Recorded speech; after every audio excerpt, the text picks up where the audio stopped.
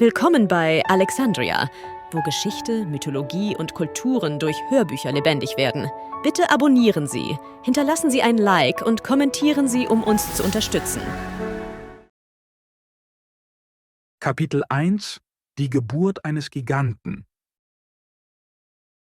Wenn Sie früh am Morgen mit dem Postdampfer aus Fleetwood im Hafen von Belfast ankommen, werden Sie in der Ferne einen schwachen Rauchschleier bemerken. Zunächst erscheint er wie die Spitze eines Dreiecks, eingerahmt von den Hügeln auf der einen Seite, den grünen, baumbedeckten Ufern auf der anderen Seite und dem Horizont hinter ihnen.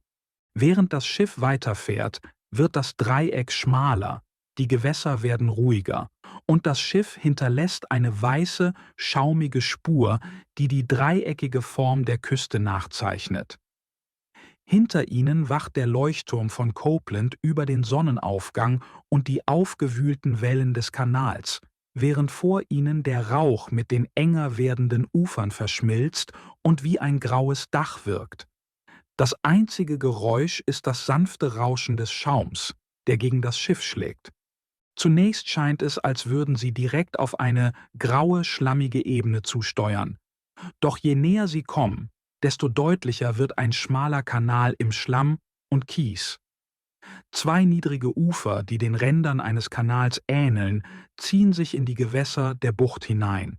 Das Schiff verlangsamt seine Fahrt auf ein Kriechen, als es diese schmale Passage, bekannt als die Twin Islands, betritt. Die Passage ist so eng, dass das Wasser auf beiden Seiten an den Kiesufern hochspritzt und Wellen bildet, die wie zwei graue Pferde mit wehenden weißen Mähnen aussehen. Diese Pferde folgen dem Schiff, bewegen sich in einem langsamen, bedächtigen Rhythmus, bis der Kanal durchquert ist. Tag und Nacht, durch alle Jahreszeiten hindurch, scheinen diese grauen Wellen immer wachsam, bereit, jedes vorbeifahrende Schiff zu begleiten. Hinter diesem bewachten Eingang gelangen sie in den Hafen von Belfast.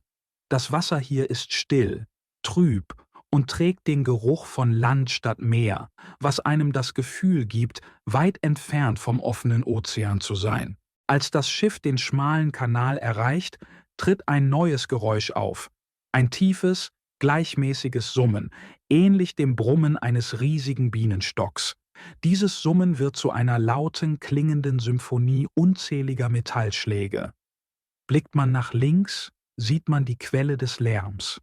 Eine riesige Eisenkonstruktion, die sich aus der flachen, schlammigen Landschaft erhebt.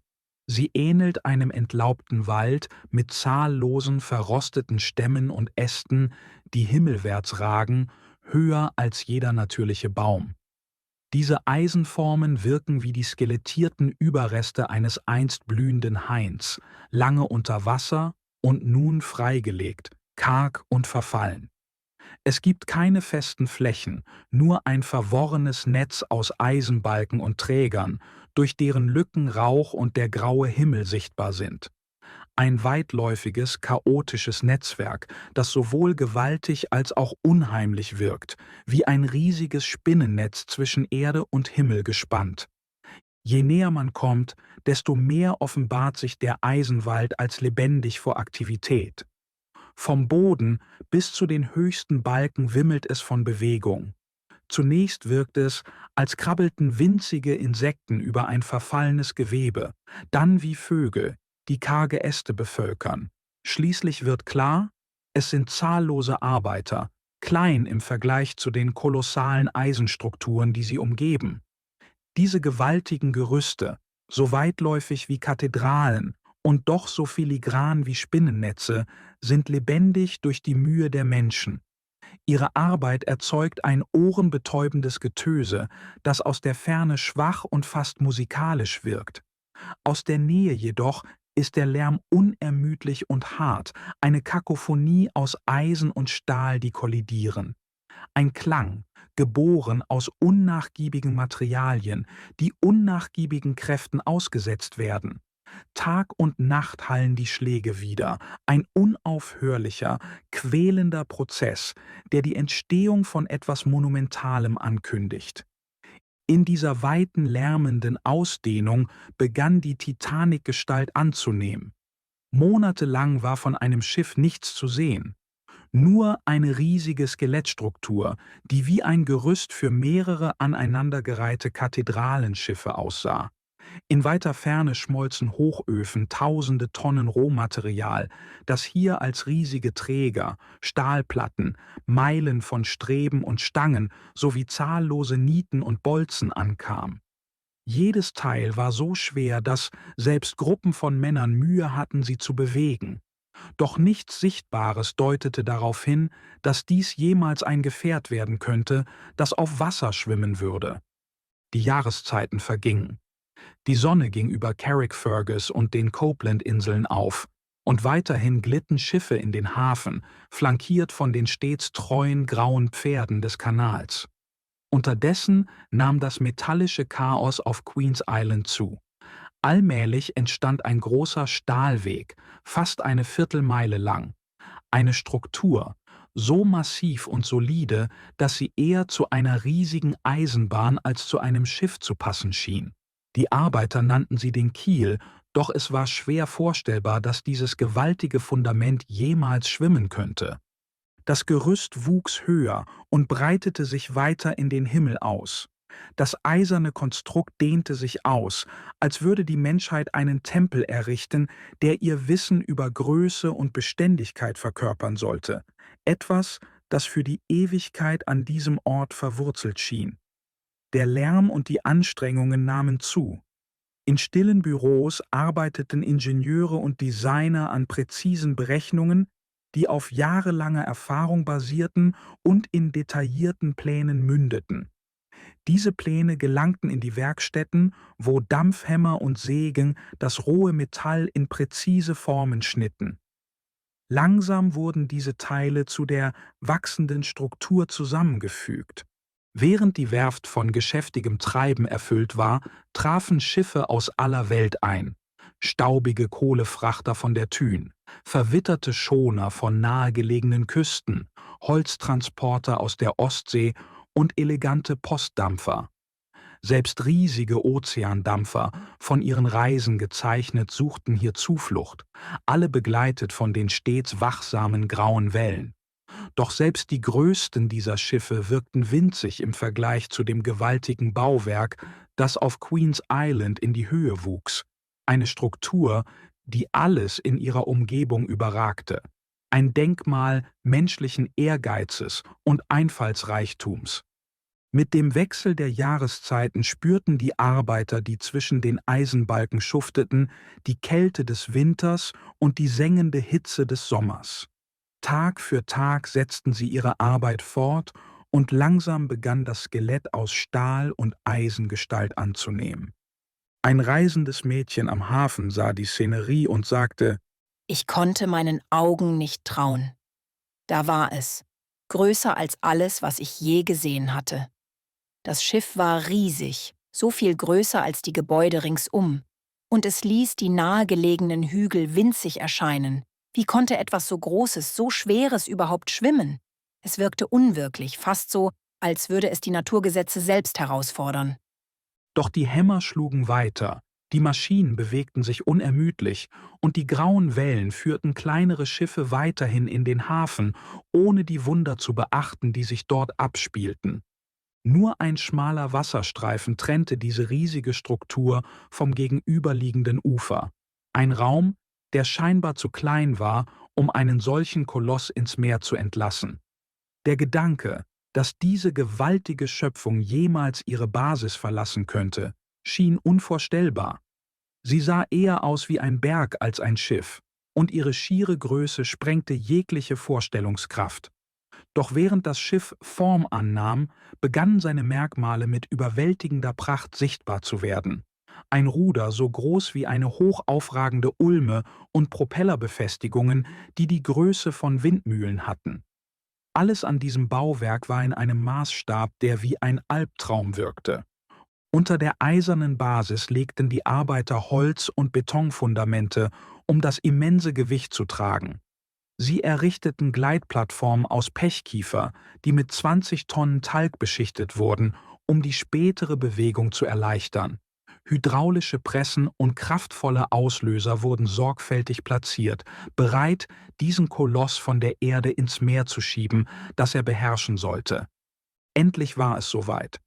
Das einst kahle Gerüst war nun mit Stahlplatten bedeckt, die wie Blätter an einem eisernen Baum glänzten. Die skelettartigen Träger hatten sich in hoch aufragende Wände verwandelt und ein Schiff geschaffen, dessen Decks sich wie riesige Ballsäle erstreckten. Was einst ein chaotisches Labyrinth aus Balken und Stützen war, hatte sich in ein strukturiertes Gefäß verwandelt, eine schwimmende Stadt. Im Inneren wurden Straßen angelegt und die Räume waren mit unvergleichlichem Luxus ausgestattet, der selbst die prächtigsten Paläste übertraf. Diese monströse Schöpfung war nicht länger nur ein Schiff. Sie war ein Wunder menschlicher Ingenieurskunst, ein Zeugnis für den Ehrgeiz und das Können derer, die sie geschaffen hatten. Und dann, während tausende Menschen in Stille zusahen, geschah das Unvorstellbare. Die gesamte Struktur begann sich zu bewegen. Sie verschob sich als ein massiver Körper, reagierend auf den sanften Druck des Wassers von den hydraulischen Pressen. Es gab keine große Taufe, kein zeremonielles Zerschlagen einer Champagnerflasche wie bei kleineren Schiffen. Nur das Meer selbst hatte die Kraft, diese kolossale Schöpfung in Bewegung zu setzen.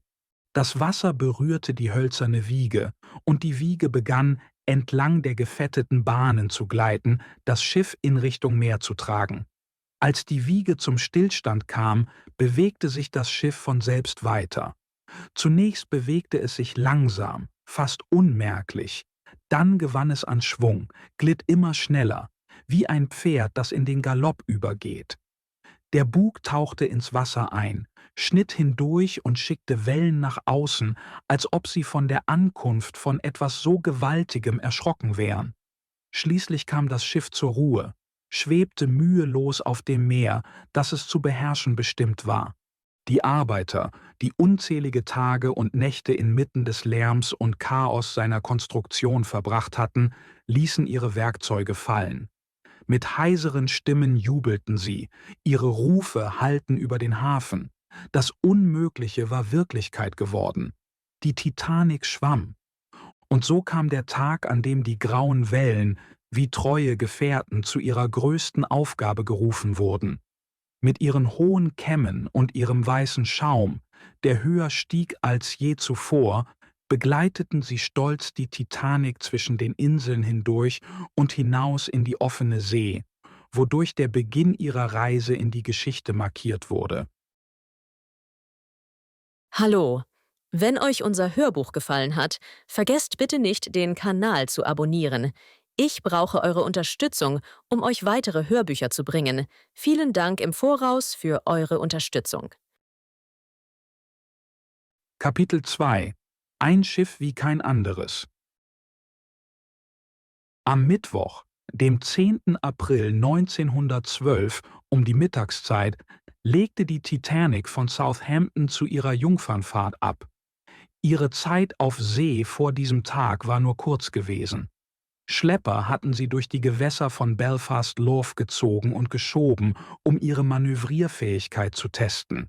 Sie war gedreht worden, um ihre Kompasse einzustellen, und während einer kurzen Probefahrt, die nur wenige Stunden dauerte, wurden ihre mächtigen Motoren in der irischen See getestet. Zunächst vorsichtig, brachte die Titanic allmählich ihre gigantische Maschinerie in Gang und zeigte, wozu sie fähig war, während sie durch den St. George-Kanal um die Lizard-Halbinsel, vorbei am Eddystone-Leuchtturm und schließlich ins Southampton Water fuhr. Als sie dort ankam, war sie nicht länger ein unsicherer Neuling auf dem Ozean, sondern ein selbstbewusster Gigant, bereit, ihre Rolle als größtes Schiff der Welt anzutreten. Am Tag ihrer Abfahrt versammelte sich eine riesige Menschenmenge an den Docks von Southampton, um sie zu verabschieden. Mit majestätischer Leichtigkeit glitt sie vom Tiefwasseranleger weg und begann ihre wahre Reise auf See. Fast sofort wurde ihre immense Kraft deutlich. Als sie an der New York vorbeifuhr, einem kleineren, aber dennoch mächtigen Schiff, erzeugte die durch das enorme Gewicht der Titanic verdrängte Wassermasse eine Sogkraft, die die dicken Stahlvertäuungen der New York wie Fäden reißen ließ. Das Schiff driftete gefährlich nah heran, bis auf etwa 5 Meter an die Titanic, bevor Schlepper sie zurückzogen und eine Kollision verhinderten. Für viele der Passagiere waren die ersten Stunden an Bord eines solch gewaltigen und luxuriösen Schiffes desorientierend. Die 8-stündige Reise von Southampton nach Cherbourg wurde damit verbracht, das riesige Innere der Titanic zu erkunden und sich auf einem Schiff zurechtzufinden, das die Bevölkerung eines kleinen Dorfes beherbergte. Selbst die Unterkünfte der 2. Klasse waren bemerkenswert komfortabel, und Drittklassenpassagiere fanden sich von unerwarteten Annehmlichkeiten umgeben. Doch es waren die Passagiere der 1. Klasse, die an den höchsten Luxus an Land gewöhnt waren, die am meisten erstaunt waren. Die Titanic wurde oft als schwimmendes Hotel beschrieben, doch für die Menschen an Bord wurde schnell klar, dass sie selbst die prächtigsten Hotels übertraf. Ihr Inneres vereinte die Eleganz französischer Schlösser mit dem Charme englischer Landhäuser. Jedes Detail spiegelte eine meisterhafte Beherrschung moderner Bequemlichkeit wider und verband Schönheit, Funktionalität und Luxus zu einem bemerkenswerten Erlebnis. Es war, als hätten ein großer Künstler, ein Feinschmecker, ein Dichter und der verwöhnteste Aristokrat den perfekten Palast erdacht, der nun Wirklichkeit geworden war, nicht an Land, sondern auf offener See. Gehüllt in den hellen Aprilsonnenschein und erfüllt von der belebenden salzigen Luft des Kanals bot die Titanic eine Umgebung, wie es sie sonst nirgends gab. Sie war nicht nur ein Schiff, sie war ein Meisterwerk der Ingenieurskunst und ein Zeugnis menschlichen Ehrgeizes, das selbstbewusst auf ihrer ersten Fahrt in die Geschichte segelte. Eine edle Reisende flüsterte ihrem Ehemann zu: »Mein Lieber, ich hätte nie gedacht, dass es nach all dem Komfort und Luxus, den uns unsere Zivilisation geschenkt hat, noch mehr geben könnte. Doch dieses Schiff beweist, dass es immer etwas Größeres gibt.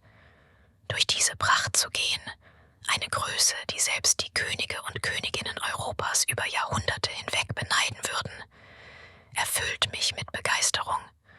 Der Gedanke, die erlesensten Weine in den prächtigsten Räumen dieses Schiffes mit dir zu teilen und von den wärmsten Nächten gemeinsam zu träumen, hat meine Seele und meinen Körper wie nie zuvor entfacht.« Beschreibungen von Wundern und Großartigkeiten wirken oft ermüdend. Doch um die Geschichte der Titanic wirklich zu erfassen, müssen wir so beginnen wie ihre Passagiere, mit einem Eindruck voller Ehrfurcht vor dem unvergleichlichen Luxus und der Schönheit des Schiffes. Um dies zu tun, stellen wir uns die Reise eines idealen Passagiers vor, der Schritt für Schritt die Pracht des Schiffes entdeckt. Ein erfahrener Reisender würde wahrscheinlich mit dem höchsten Aussichtspunkt beginnen, dem Bootsdeck. Dieses Deck, das später zur Bühne einer unvorstellbaren Tragödie werden sollte, bot einen atemberaubenden Blick auf das Schiff und das Meer. An der Spitze des Decks befand sich die Brücke, das Kontrollzentrum des Schiffes, das mit glänzenden, polierten Instrumenten ausgestattet war. Der Boden der Brücke war mit makellosen weißen Gitterplatten ausgelegt und mit Telefonen ausgestattet, die alle wichtigen Bereiche des Schiffes miteinander verbanden, sowie mit Telegraphen für die Maschinenräume und Schaltern zum Schließen der wasserdichten Türen im Notfall. Nebelhornsteuerungen, Sprachrohre und andere Mechanismen machten diesen Ort zum Nervenzentrum der Titanic. Ein Platz, an dem Befehle wie Impulse eines Gehirns zu seinen Gliedmaßen übertragen wurden. Hinter der Brücke führten Türen zu den Quartieren der Offiziere und weiter hinten lag der Marconi-Raum, das Zentrum der drahtlosen Kommunikation des Schiffes. Dieser kleine, aber entscheidende Raum war gefüllt mit glänzenden Maschinen aus Messing, Glas und Vulkanit, umgeben von Drähten und Schaltern.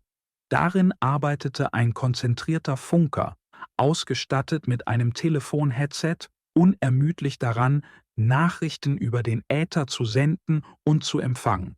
Ein modernes Kommunikationswunder. Hinter dem Marconi-Raum befand sich die große Treppe, ein herausragendes Merkmal des Schiffes. Diese geschwungene Treppe, gestaltet im frühenglischen Stil, zeigte massive Holzvertäfelungen, die mit kunstvollen Schnitzereien verziert waren, die an die Meisterwerke von Grinling Gibbons erinnerten. Das Werk war das Ergebnis von Englands besten Holzschnitzern und verband Eleganz mit einem zeitlosen Sinn für Handwerkskunst. Weiter achtern führte das Deck am Fitnessraum vorbei, einem Ort, der den Passagieren während der Reise körperliche Betätigung und gleichzeitig eine Aussicht nach draußen bot. Dahinter wich das weiß überdachte Deck einem offenen Bereich, der frischen Luft, der Sonne und gelegentlich dem Rauch und Ruß aus den 4 riesigen Schornsteinen des Schiffes ausgesetzt war. Jeder dieser Schornsteine, in einem sandfarbenen und schwarzen Anstrich gehalten, war so gewaltig, dass er einen Eisenbahntunnel hätte aufnehmen können. Sie ragten hoch über das Deck hinaus und trugen zur beeindruckenden Präsenz der Titanic auf dem Meer bei. Die Titanic gleitet stetig an den Needles vorbei, wo der kleine weiße Leuchtturm neben den hoch aufragenden Klippen fast unbedeutend erscheint. Die frische Luft des Kanals belebt die Sinne, und der Klang von Signalhörnern kündigt das Mittagessen an. Unser Reisender steigt die große Treppe hinab und bemerkt vielleicht auf dem Weg die große Uhr. Ihre Figuren, die Ehre und Ruhm darstellen, die die Zeit krönen, stehen über der Menge darunter. Man könnte sich fragen, ob diese Statuen sich etwas unwohl fühlten, während sie auf die Menge von Passagieren hinabblickten, von denen viele Reichtum und Ansehen eher durch Gelegenheit als durch Verdienst erlangt hatten. Der Reisende setzt seinen Weg nach unten fort, überspringt den ersten Stock, der zu privaten Apartments, einem Schreibzimmer und einer Bibliothek führt, und geht an der 2. und 3. Etage vorbei, in denen sich Kabinen befinden. Im 4. Stock betritt er einen großen Empfangsraum, der die gesamte Breite des Schiffes einnimmt. Dieser Raum, geschmückt mit einem Aubusson-Wandteppich, der aus der Chasse de Guise-Serie kopiert wurde, wirkt mehr wie ein herrschaftliches Anwesen als ein Teil eines Ozeandampfers. Der Raum strahlt eine Atmosphäre großzügiger Muße aus, frei von den Einschränkungen, die normalerweise mit dem Reisen auf See verbunden sind.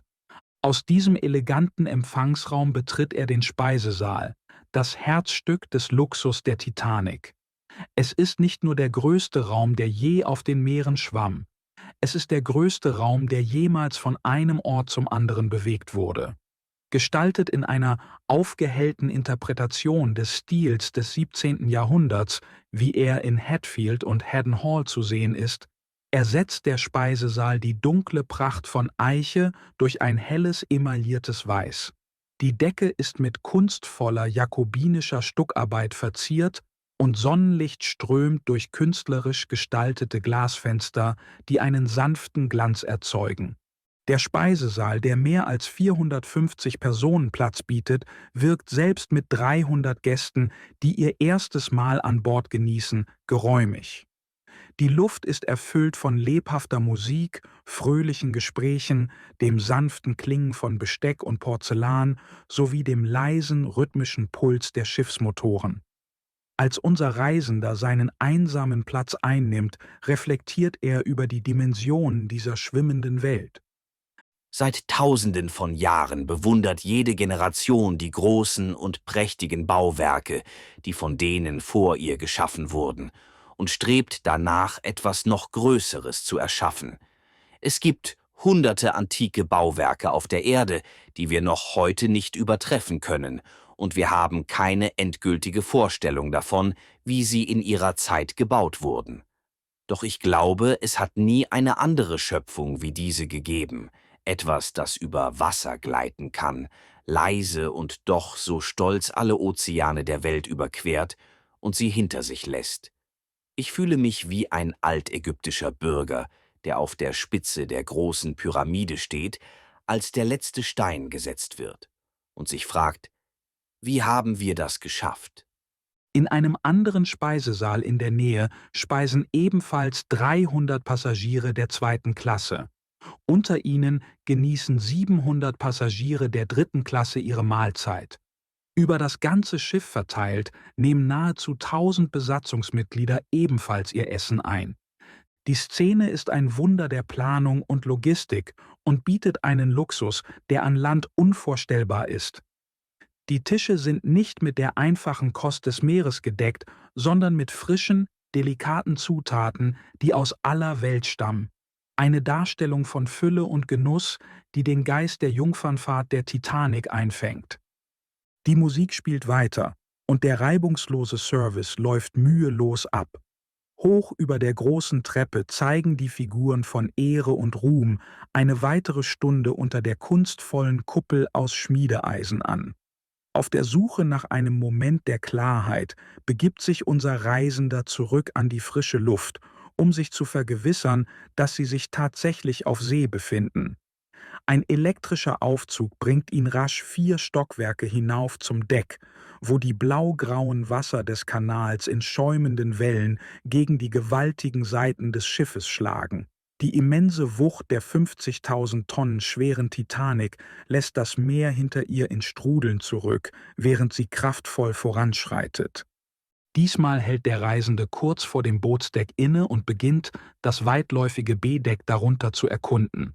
Geschützt durch das darüberliegende Deck und frei von Hindernissen erstreckt sich diese große weiße Promenade endlos auf beiden Seiten der zentralen Struktur, ähnlich einer breiten, offenen Straße. Deckstewards sind damit beschäftigt, Stühle in ordentlichen Reihen anzuordnen, bereit für die Passagiere, ihre Plätze für die Dauer der Reise einzunehmen. Wie ein modischer Park an einem sonnigen Nachmittag summt das Deck vor Aktivität, während Passagiere in der warmen Sonne ihre gemächlichen Spaziergänge unternehmen. An der Vorderseite des Decks reihen sich die luxuriösen Suiten des Schiffs, die zwar weiterhin Kabinen genannt werden, jedoch in keiner Weise an ihre bescheidene Bezeichnung erinnern. Diese Räume konkurrieren mit den besten Häusern an Land und bieten unvergleichlichen Komfort und Stil. Neugierig wirft unser Reisender einen Blick durch ein unbedecktes Fenster und erhascht einen Blick auf ein vollständig ausgestattetes Apartment. Jede Suite umfasst Schlafzimmer, ein Wohnzimmer, ein Badezimmer und einen Dienstbotenraum. Dies sind nicht nur Räume mechanischen Luxus, sondern durchdachte Designs, die Eleganz und Romantik atmen. Doppelbetten, gefertigt in Stilen wie Empire oder Louis XVI, symbolisieren den raffinierten Prunk im Inneren. Statt traditioneller Bullaugen verfügen die Suiten über große Fenster mit weitem Blick auf das Meer, ähnlich einem Schloss, das auf einer Klippe thront. Gemütliche Feuer aus Seekohle brennen hell in offenen Kaminen und jede Suite ist individuell gestaltet, von Adam über Applewhite bis hin zu Louis XVI, alles von talentierten Künstlern geschaffen. Um diese exklusiven Unterkünfte zu genießen, zahlt ein Millionär bis zu 200 Guineen pro Tag. Ein Preis, der Privatsphäre und Abgeschiedenheit vom Rest der Passagiere garantiert. Für jene, die es wünschen, bieten die Suiten eine vollständige Flucht vor der Realität, sich auf einem Schiff zu befinden. Selbst das Meer, das jenseits der Fenster allgegenwärtig ist, lässt sich leicht ignorieren. Es scheint fast, als hätten sich die Designer dieses schwimmenden Palastes für das Meer selbst geschämt. Trotz seiner ewigen Schönheit, die nur wenige Meter hinter den Vorhängen liegt, wird es im Inneren des Schiffes oft verdeckt oder heruntergespielt. Es gibt jedoch eine Ausnahme, ein Rauchsalon am hinteren Ende des darunterliegenden Decks, wo große Fenster in eine verglaste Veranda führen. Von hier aus ist das Meer sichtbar, eine ständige Erinnerung an die Position des Schiffs in der Welt. Doch selbst dieser Blick wird sanfter gemacht. Gitterwerke, bedeckt mit blühenden Rosensträuchern, füllen die Veranda, deren purpurrote Blüten den friedlichen Schutz eines Gartens weit entfernt von der Wildheit des Ozeans heraufbeschwören. Kapitel 3 – Leben auf dem offenen Ozean. Der erste Nachmittag auf See ist desorientierend, mit zahllosen, unbekannten Gesichtern in der Menge. Doch auf See werden diese Fremden nach und nach zu Individuen mit einzigartigen Geschichten. Um die Geschichte der Titanic wirklich zu verstehen, müssen wir uns vorstellen, an jener freudigen Aprilreise teilgenommen zu haben. Als der Abend nahte, tauchte die Küste Frankreichs auf. Cherbourg zog wie eine Momentaufnahme vorbei. Eine Mole, ein Gebäude auf den Klippen, geschäftige Schlepper und ein Leuchtturm, der im Sonnenuntergang erstrahlte. Das Schiff wendete nach Westen, seine Motoren summten gleichmäßig. An diesem Abend speiste unser Reisender im Café-Restaurant und fand durch erleuchtete Korridore den Weg zu diesem edlen Ort. Französisches Personal bot eleganten Service, während die Gäste Köstlichkeiten wie Kiebitzeier und Erdbeeren genossen, begleitet von erlesenem Clicquot-Champagner, in einem Ambiente, das sie vergessen ließ, dass sie sich auf See befanden. Eine Adelige, die zum ersten Mal in ihrem Leben einen Ozean überquerte, nippte an ihrem Champagner und vertraute sich ihrer Freundin an. Ach, liebe Beth, in letzter Zeit scheint mein ehrenwerter Ehemann nicht mehr so um mich herumzuschwirren wie früher. Wir nähern uns unserem 3. Ehejahr und leider ist die Leidenschaft nicht mehr das, was sie einst war. Ich habe alles versucht, um seine Aufmerksamkeit zu gewinnen, doch es ist mir nicht gelungen, ein Feuer der Begierde in ihm zu entfachen. Ich kann nicht anders, als das Gefühl zu haben, dass seine Obsession mit der Titanic irgendwie mit dem Zustand unserer Intimität zusammenhängt. Obwohl er weiß, dass ich die offene See nicht mag, sind wir hier und setzen über den Ozean, als gäbe er mir eine letzte Chance, unsere Ehe zu retten.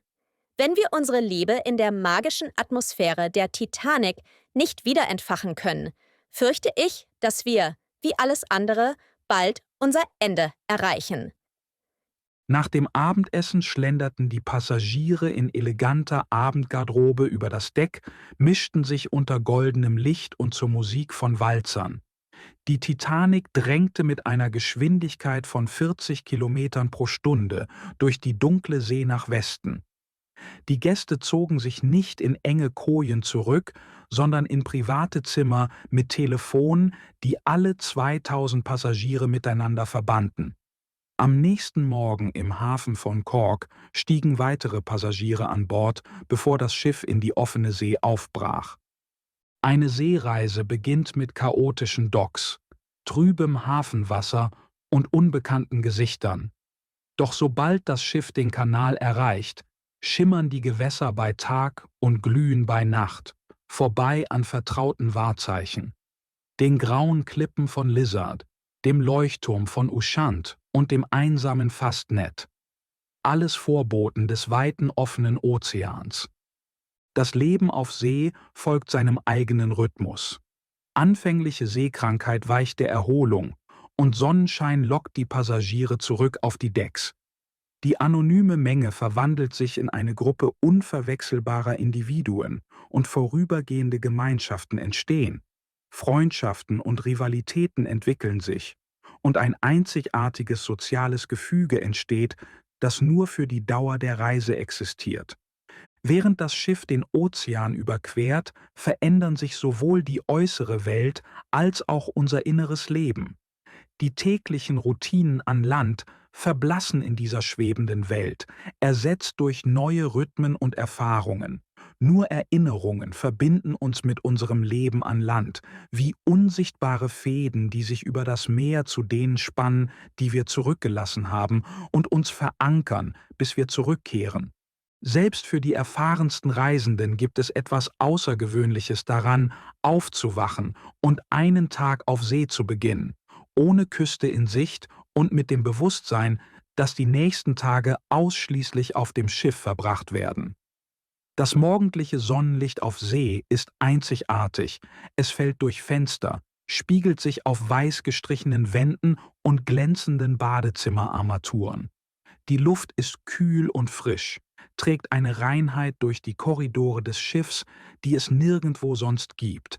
Am Freitagmorgen erwachten die Passagiere der Titanic, um ihre 4 Tage der Isolation an Bord dieser schwimmenden Stadt in vollem Umfang zu beginnen. Unser Reisender, neugierig darauf, jeden Aspekt des Schiffes zu erkunden, setzt seine Entdeckungsreise fort, möglicherweise mit einer Sondergenehmigung des Kapitäns oder Chefingenieurs, um Teile des Schiffs zu betreten, die normalerweise nicht zugänglich sind. Lassen Sie uns ihn begleiten, um das Innenleben des Schiffes besser zu verstehen.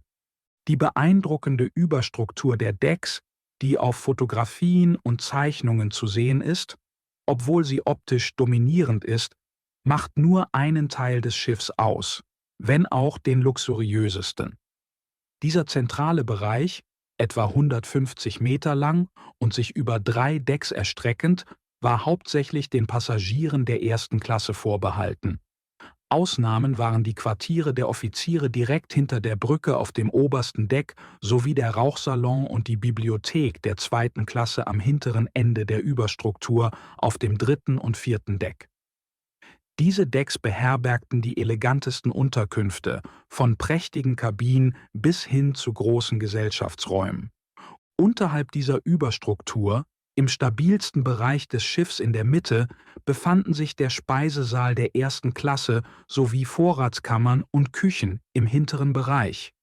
2 Decks darunter lagen die Speisesäle und Küchen für die Passagiere der 3. Klasse. Noch darunter, getrennt durch ein schweres Stahldeck, befanden sich die Kesselräume und Kohlenbunker, die auf dem doppelten Boden des Schiffsrumpfs ruhten. Hinter den Kesselräumen lagen die Maschinenräume. Der vordere Raum beherbergte die Kolbenmaschinen, die die beiden seitlichen Propeller antrieben, während der kleinere hintere Raum die Turbine enthielt, die den zentralen Propeller antrieb. Jenseits dieses zentralen Abschnitts, der etwa 2/3 der Schiffslänge einnahm, waren Bug- und Heckbereiche in kleinere Bereiche unterteilt. Im Heck befanden sich die Unterkünfte der 2. Klasse sowie Lager und Fracht, während im Bug die Schlafplätze der 3. Klasse, die Quartiere der Besatzung und weiterer Frachtraum untergebracht waren. Im Gegensatz zu den Passagieren der 1. und 2. Klasse, deren Unterkünfte zentralisiert waren, waren die der 3. Klasse über das gesamte Schiff verteilt. Die meisten ihrer Schlafplätze befanden sich im vorderen Bereich nahe dem Vorschiff, einige jedoch auch im Heck. Ihr Speisesaal lag mittschiffs, während ihr Rauchsalon sich ganz am Heck befand, direkt über dem Ruder. Für einen Passagier der 3. Klasse, der im vorderen Bereich untergebracht war, bedeutete ein Besuch im Rauchsalon einen fast halben Kilometer langen Weg, eine Strecke, die der gesamten Länge des Schiffs entsprach. Dieses Layout zeigt, wie sehr die Titanic eher einer kleinen Stadt als einem einzelnen Haus ähnelte. Ein Passagier der 3. Klasse bewegte sich nicht einfach von einem Zimmer ins nächste. Er wanderte von einem Stadtteil zum anderen und navigierte durch ein Schiff, das so gewaltig war, dass es sich wie eine eigene Welt anfühlte. Einer von ihnen rief seinem Freund zu: »Hey Markus, wie wär's, wenn wir nochmal einen Spaziergang von einem Ende des Schiffs zum anderen machen? Wir brauchen Bewegung, wenn wir weiterhin diese verdammten Zigaretten rauchen und trotzdem gesund bleiben wollen. Die Ingenieure, die dieses Schiff gebaut haben, haben wirklich gezeigt, wie sehr sie sich um Leute wie uns kümmern, oder? Ich wette, diese reichen Schnösel in den 1. Klasse-Kabinen liegen den ganzen Tag herum, rauchen in ihren Zimmern und verschwenden keinen einzigen Gedanken daran.« Stellen Sie sich vor, die Titanic rast westwärts über den Atlantik, von Bug bis Heck halbiert, sodass all ihre inneren Abläufe wie ein Querschnitt eines Bienenstocks sichtbar werden. Sie würden eine Miniaturversion der Gesellschaft sehen, mit klar abgegrenzten Klassen und Rollen. Oben genießen die Reichen und Mächtigen die feinsten Luxusgüter, umgeben von Eleganz und Komfort. Direkt unter ihnen befinden sich ihre Diener und Bediensteten, die nicht grundlegende Bedürfnisse, sondern verwöhnte Wünsche erfüllen. Weit darunter, im Herzen des Schiffsbetriebs, schaufeln Arbeiter unermüdlich Kohle in die brüllenden Kessel. Eine erbarmungslose, freudlose Arbeit, die das Schiff antreibt und das Leben darüber aufrechterhält. Der Kontrast ist frappierend. Oben Schönheit und Muße, unten harte Arbeit und Leid. Dieses Mikrokosmos des Lebens auf der Titanic ist erfüllt von Aktivitäten und Gegensätzen. Um 10 Uhr morgens, unter der großen Kuppel aus Eisen und Glas der zentralen Treppe, pinnt jemand frische drahtlose Nachrichten aus London an ein schwarzes Brett. In einer sonnigen Kabine der 1. Klasse dreht sich jemand im Bett um und bittet ein Zimmermädchen, das Sonnenlicht abzudunkeln. Gleichzeitig, 80 Fuß tiefer, schuften Heizer in glühender Hitze und direkt darunter liegt das kalte grüne Meer. Im Rauchsalon der 1. Klasse macht es sich eine Gruppe für ein Kartenspiel bequem, ohne einen Gedanken an den weiten Ozean oder gar das Schiff selbst zu verschwenden. In der Nähe ist der Chefsteward dabei, die Vorräte für den Tag zusammenzustellen und konsultiert den Lagermeister, um sicherzustellen, dass alles reibungslos läuft. Der Umfang der Vorräte ist überwältigend: 45 Tonnen Rindfleisch, 30.000 frische Eier, 50 Tonnen Kartoffeln, 450 Kilogramm Tee und 1.200 Liter Sahne, gelagert in gekühlten Kammern nahe dem Maschinenraum. Der Steward ist außerdem für das Geschirr, die Gläser und das Besteck des Schiffs verantwortlich. Insgesamt 90.000 Teile, sowie für unzählige Bett- und Tischwäsche. Alles an der Titanic ist gewaltig. Der zentrale Anker, der von 16 Pferden transportiert werden musste, wiegt über 15 Tonnen und sein Kabel kann eine Last von 300 Tonnen halten. Das Ruder, das wie ein kleines Anhängsel erscheint, ist 24 Meter hoch und wiegt 100 Tonnen. Selbst das Krähennest wird nicht über traditionelle Taue erreicht, sondern über einen hohlen Mast mit einer Treppe im Inneren, die zu einer Tür führt, die direkt zur Aussichtsplattform öffnet. Doch jenseits der Pracht des Schiffs war das Leben an Bord voller faszinierender und unerwarteter Aktivitäten. Würde man in die zahlreichen Abteilungen des Schiffs blicken, würde man Szenen sehen, die weit entfernt von traditionellem Seefahrerleben wirken. In einem Raum probt ein Orchester, in einem anderen angelt jemand lebende Forellen aus einem Becken an Bord. Anderswo sortieren Postbeamte Briefe, die in alle Ecken der westlichen Welt gehen, während Mechaniker Motorwagen in der Garage des Schiffs reinigen. In einem luxuriösen Salon erfüllt das Spiel eines Klaviers die Luft, während Menschen in weichen Samtsesseln sitzen, Bücher lesen und frische Blumen aus einem Gewächshaus bewundern. In der Nähe tauchen andere in ein Schwimmbecken, das tief genug ist, um einen großen Mann vollständig zu untertauchen, oder spielen Squash auf einem Indoorplatz. Auf den offenen Decks genießen hunderte Passagiere die Sonne und atmen die frische Seeluft ein, scheinbar völlig unberührt von den geschäftigen Aktivitäten, die nur wenige Meter entfernt stattfinden. Die enorme Größe der Titanic wurde mit 2 Hauptzielen gestaltet: Komfort und Sicherheit. Während viel über die luxuriösen Annehmlichkeiten gesagt wurde, wurde ebenso viel Wert auf die Stabilität des Schiffs gelegt. Unterhalb der Wasserlinie war das Schiff sorgfältig mit den schwersten Komponenten ausbalanciert: Kessel, Maschinen, Kohlenbunker und Fracht. Diese Elemente wurden präzise angeordnet und durch ein System von Schotten ergänzt, starken Stahlwänden, die den Rumpf in separate Abteilungen unterteilten. Die Konstrukteure waren überzeugt, dass kein Unfall, abgesehen von einer katastrophalen Kesselexplosion, das Schiff zum Sinken bringen könnte. Die Titanic war mit 15 Schotten ausgestattet, die vom Schiffsboden bis weit über die Wasserlinie reichten. Diese Stahlwände waren darauf ausgelegt, Schäden einzugrenzen. Wenn der Bug frontal auf ein Hindernis prallte, wären die Schäden auf die vorderen Abschnitte begrenzt. Selbst bei einem Leck an der Seite, das 1 oder 2 Abteilungen betraf, würde das Schiff nicht sinken. Die restlichen Bereiche würden ausreichend Auftrieb gewährleisten, möglicherweise für mehrere Tage. Ein Vater versuchte, seinen Sohn davon zu überzeugen, wie sicher ihre Reise auf diesem Schiff war. Mein lieber Junge, es gibt nichts, wovor du Angst haben musst. Ich weiß, du hast Angst vor Booten, Flößen oder allem, was sich auf dem Wasser bewegt. Aber dieses Schiff, diese Titanic, ist die perfekte Gelegenheit, diese Ängste zu überwinden. Sieh sie dir nur an. So stark, so gewaltig und so sicher.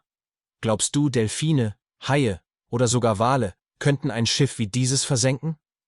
Und lass mich dich daran erinnern, Moby Dick gibt es auch nicht mehr. Nun sag mir, glaubst du Winde, Stürme, Regen oder sogar Hurrikane könnten dieses Schiff unterkriegen?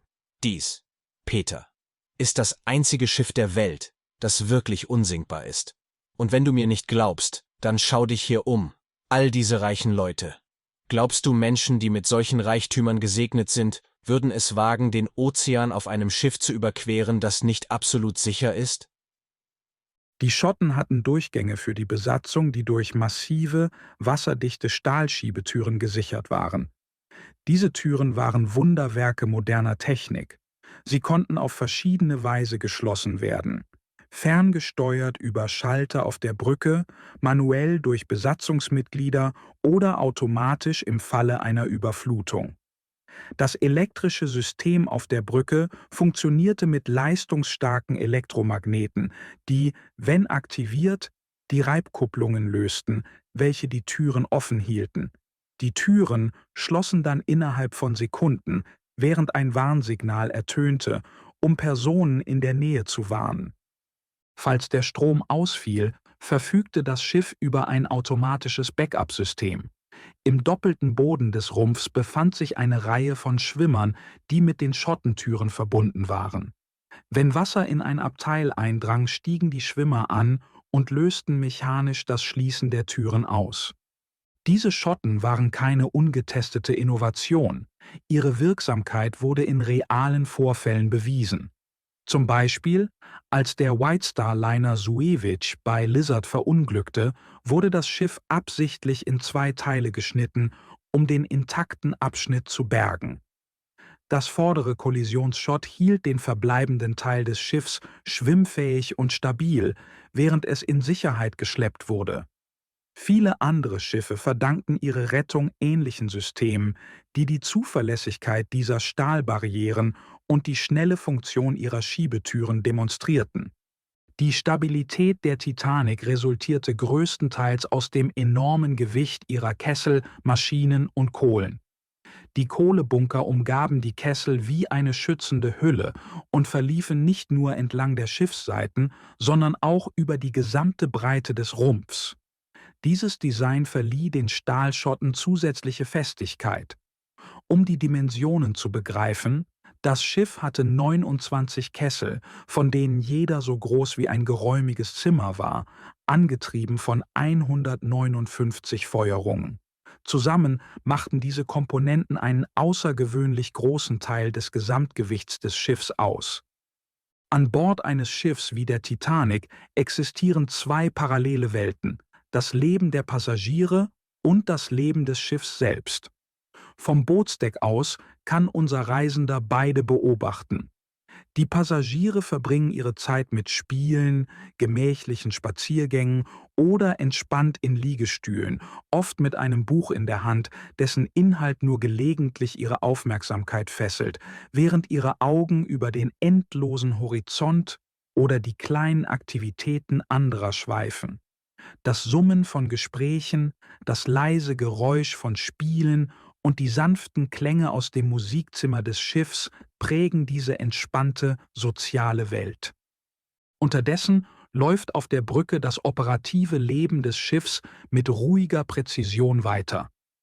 Offiziere in makellosen Uniformen überwachen die Fahrt, während der Steuermann am Rad steht, ruhig und konzentriert. Sein Kollege, auf der Steuerbordseite der Brücke stationiert, verbringt Stunden in fast bewegungsloser Wachsamkeit, verschmolzen mit der geordneten Ruhe der glänzenden Messinginstrumente, der Kompasse und der Maschinentelegraphen, die unermüdlich auf volle Fahrt vorausstehen. Der Wachoffizier hebt einen Sextanten an sein Auge, um die Position des Schiffs zu überprüfen. Nacheinander gesellen sich der Kapitän, der 1. Offizier, der 2. Offizier und der 4. Offizier zu ihm, jeder nimmt still seine Messungen vor. Der Steuermann tritt heran, tippt an seine Mütze und meldet: »Mitternacht, Sir.« Es folgt eine tiefe Stille, erfüllt nur vom Sonnenlicht und dem gleichmäßigen Rhythmus der See. Schließlich spricht der Kapitän leise zum 1. Offizier: »Was haben Sie?« Der erste antwortet 30. Der zweite Offizier ergänzt 29. Wieder eine Pause. Der Kapitän senkt seinen Sextanten. Machen Sie 8 Glasen, sagt er.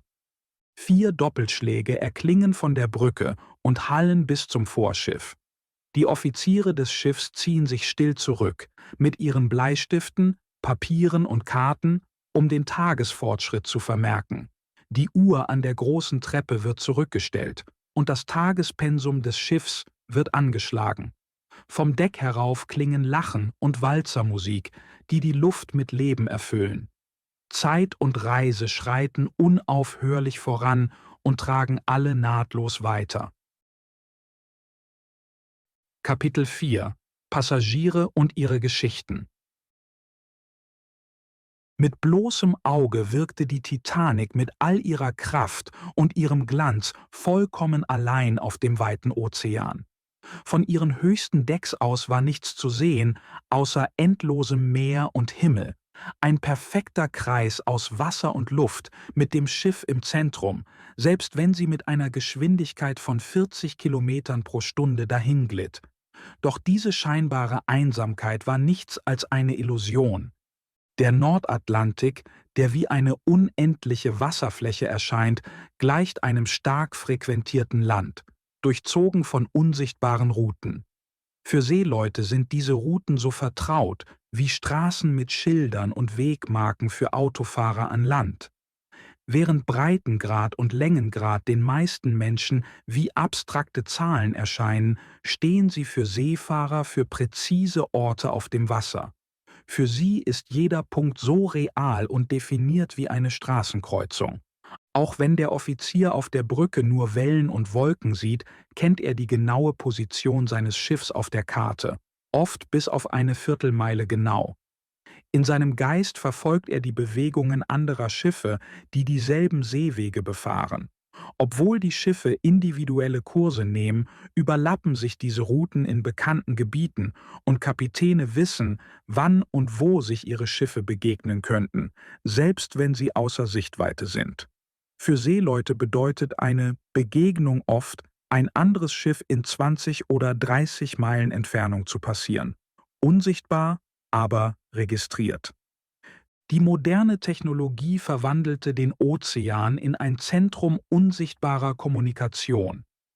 Die Titanic segelte durch ein Meer aus drahtlosen Nachrichten, Updates, Warnungen und Geschichten, die alle durch Klang übertragen wurden. Von einem kleinen Funkraum auf dem Bootsdeck aus empfingen die Funker Signale von Schiffen, die jenseits des Sichtfelds lagen, wobei jede Nachricht als charakteristisches Summen aus Punkten und Strichen ankam.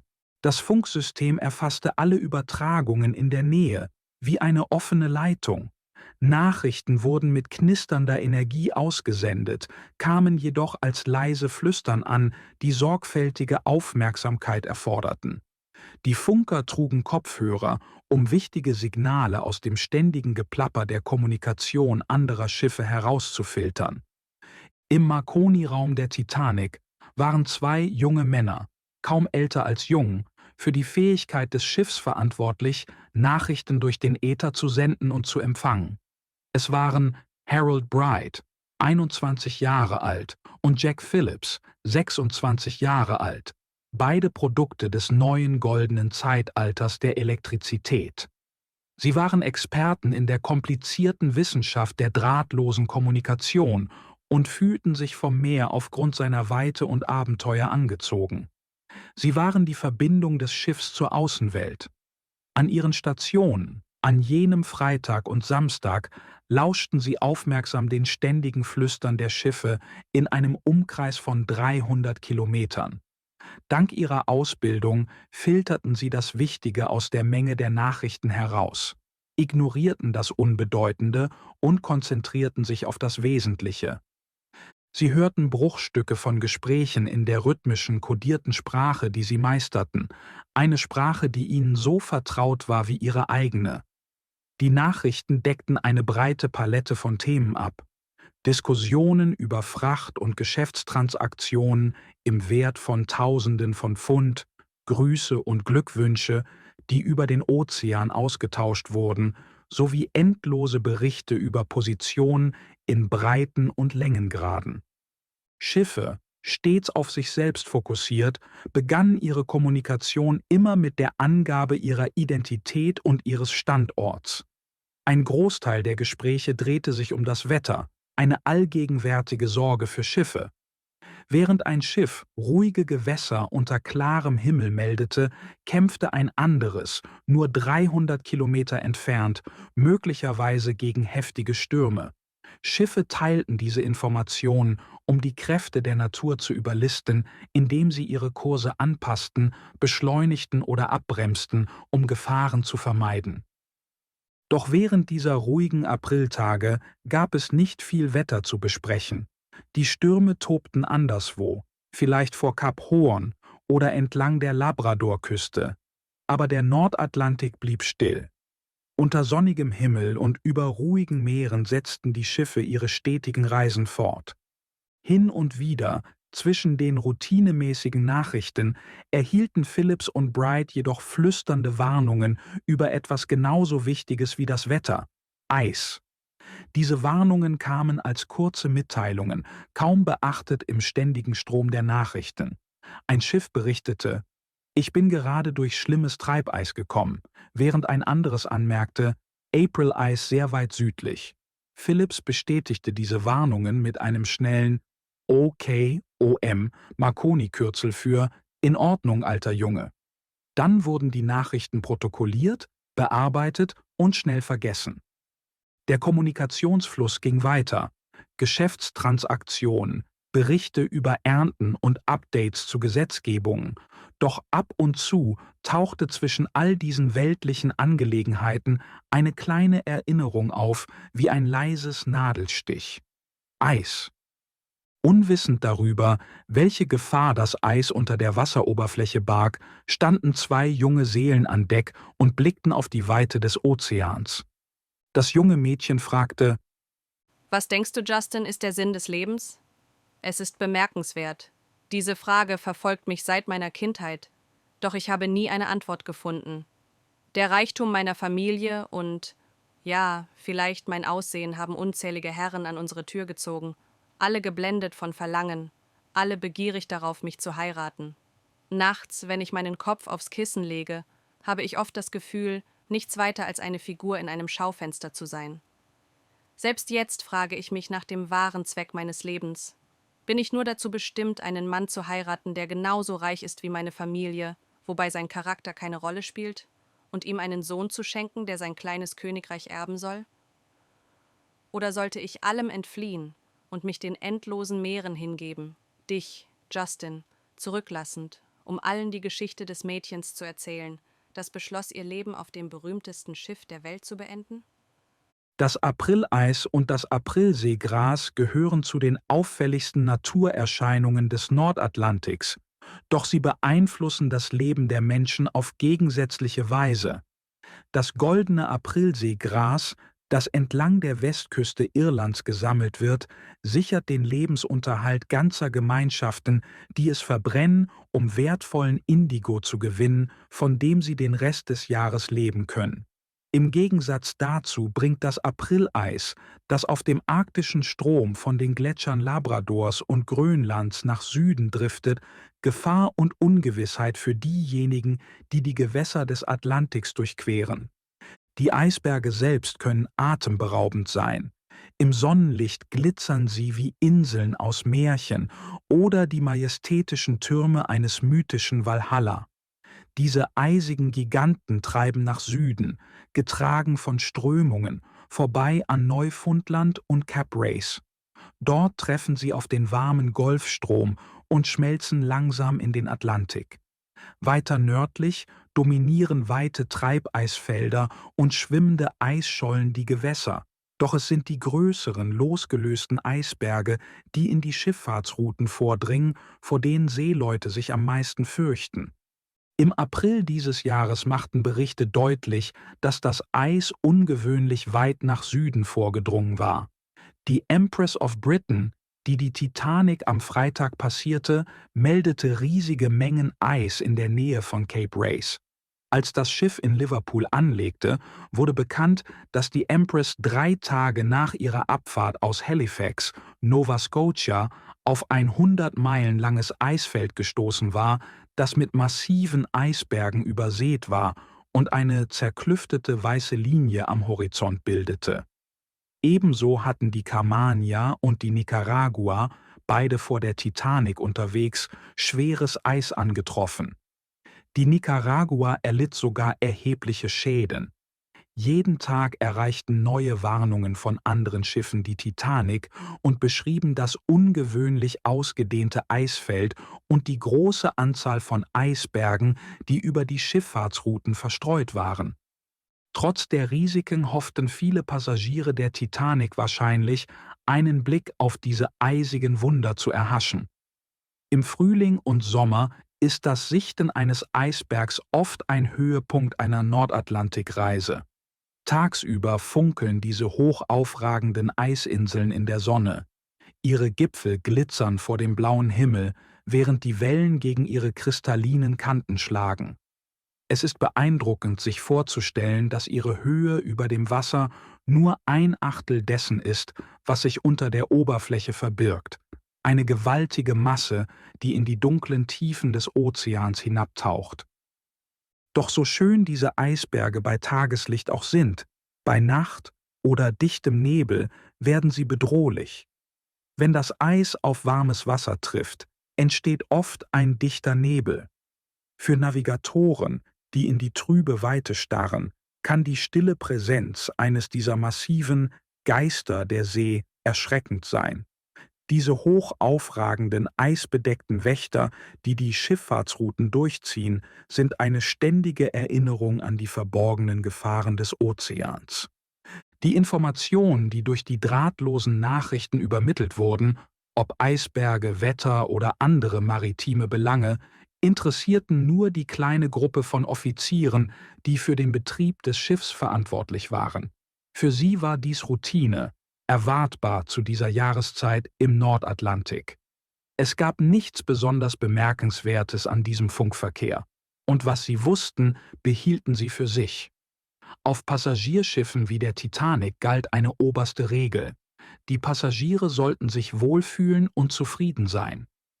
Wenn es Gefahr gab, erfuhren die Passagiere davon zuletzt. Falls an Bord etwas Unangenehmes geschah, wie ein Unfall oder sogar ein Todesfall, wurde diese Information nur an so wenige Personen wie möglich weitergegeben.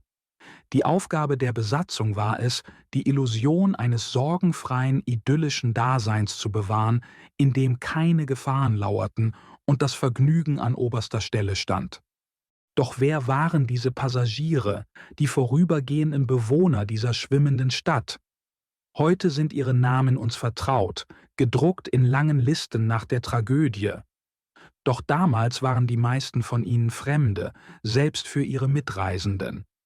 Von den über 300 Passagieren der ersten Klasse waren die meisten wohlhabende Amerikaner, Menschen, die es gewohnt waren, durch Geschäfte ihre Vermögen zu machen, billig zu kaufen, teuer zu verkaufen und ihre Gewinne in Luxus zu investieren. Die etwa 300 Passagiere der zweiten Klasse waren größtenteils Briten, viele aus den Berufsständen. Unter ihnen befanden sich Menschen, die Freunde besuchten oder in die Amerikas reisten, um neue Möglichkeiten wahrzunehmen.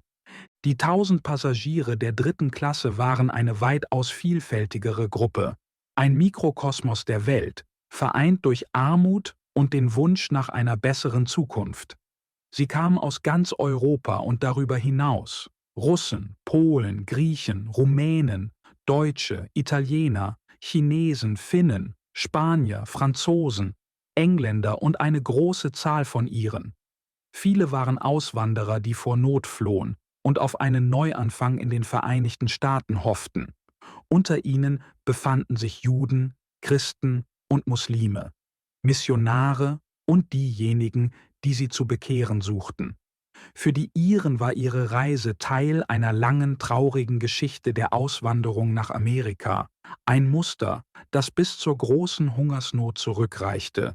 Jenseits dieser Unterschiede in Klasse und Nationalität gab es auch Unterschiede in der Einstellung zur Reise selbst. Für die wohlhabenden Passagiere der ersten Klasse war die Welt klein und zugänglich. Viele von ihnen reisten häufig und überquerten den Atlantik so beiläufig, wie andere vielleicht eine Straßenbahn nehmen würden. Sie machten sich kaum Gedanken über die Gefahren des Meeres, planten Reisen nach Amerika in einer Woche und kehrten in der nächsten zurück. Die Titanic war für sie gebaut worden, ein Schiff, das jeden erdenklichen Luxus und Komfort bot, um ihre Reisen so angenehm wie das Leben an Land zu gestalten. Für diese Passagiere war die Titanic nicht nur ein Verkehrsmittel, sondern eine schwimmende Erweiterung ihres privilegierten Lebens. Für die Passagiere der dritten Klasse war diese Reise jedoch keine kurze Geschäftsreise oder ein kurzer Urlaub. Es war ein tiefgreifender und oft endgültiger Schritt in ihrem Leben. Eine Reise ohne Rückkehr in eine neue Welt. Sie ließen den vertrauten Boden ihrer Heimat hinter sich und hofften, in den frischen Möglichkeiten und offenen Weiten der Amerikas Wurzeln zu schlagen.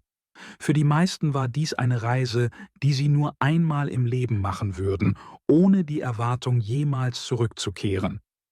Einer der jungen Männer sprach mit seinem Reisegefährten: Wie ich dir immer gesagt habe, Albert, selbst in den dunkelsten Sackgassen gibt es immer einen Ausweg. Du musst nur die Augen öffnen, mein Freund. Sieh uns jetzt an, wie wir über den Atlantik gleiten wie ein Schwan, auf dem Weg ins Land der Freiheit. Ich habe mir diesen Moment so oft vorgestellt, Albert. Jeden Morgen und jeden Abend, mindestens 2-mal am Tag, habe ich mir selbst zugeflüstert: Ich bin gerade in Amerika. Irgendwie hat es das für mich noch realer gemacht. Jetzt stelle ich mir vor, wie wir eines Tages auf diesem Schiff zurückkehren, aber diesmal mit unseren wunderschönen amerikanischen Frauen in den besten Suiten und in Belfast wie Eroberer von Bord gehen. Ich werde anfangen, auch diesen Traum zu flüstern, mein Freund. Du solltest es auch versuchen. Es wird uns doppelt so stark machen. Nur diese Passagiere verstanden die bittersüße Bedeutung des Anblicks der Heckwelle des Schiffs, wie sie sich in weißen, schäumenden Spuren in den blassgrünen Gewässern des Horizonts verlor. Dieser schaumige Weg markierte ihre Trennung von der Heimat, die mit jedem zurückgelegten Kilometer länger wurde. Während andere Schiffe vielleicht denselben Pfad zurückverfolgen und in die grünen Häfen zurückkehren könnten, die sie verlassen hatten, wussten die Passagiere der dritten Klasse, dass ihre Reise endgültig war. Für sie war dieser Weg eine Einbahnstraße, und nur sie trugen das Gewicht dieser Endgültigkeit. Das Leben auf den oberen Decks stand in starkem Kontrast zu den Szenen darunter. Die privilegierten Passagiere der ersten Klasse dachten selten an die Reisenden der dritten Klasse unter ihnen. Selbst unter diesen wohlhabenden Passagieren gab es Unterschiede, insbesondere in Bezug auf das Vermögen.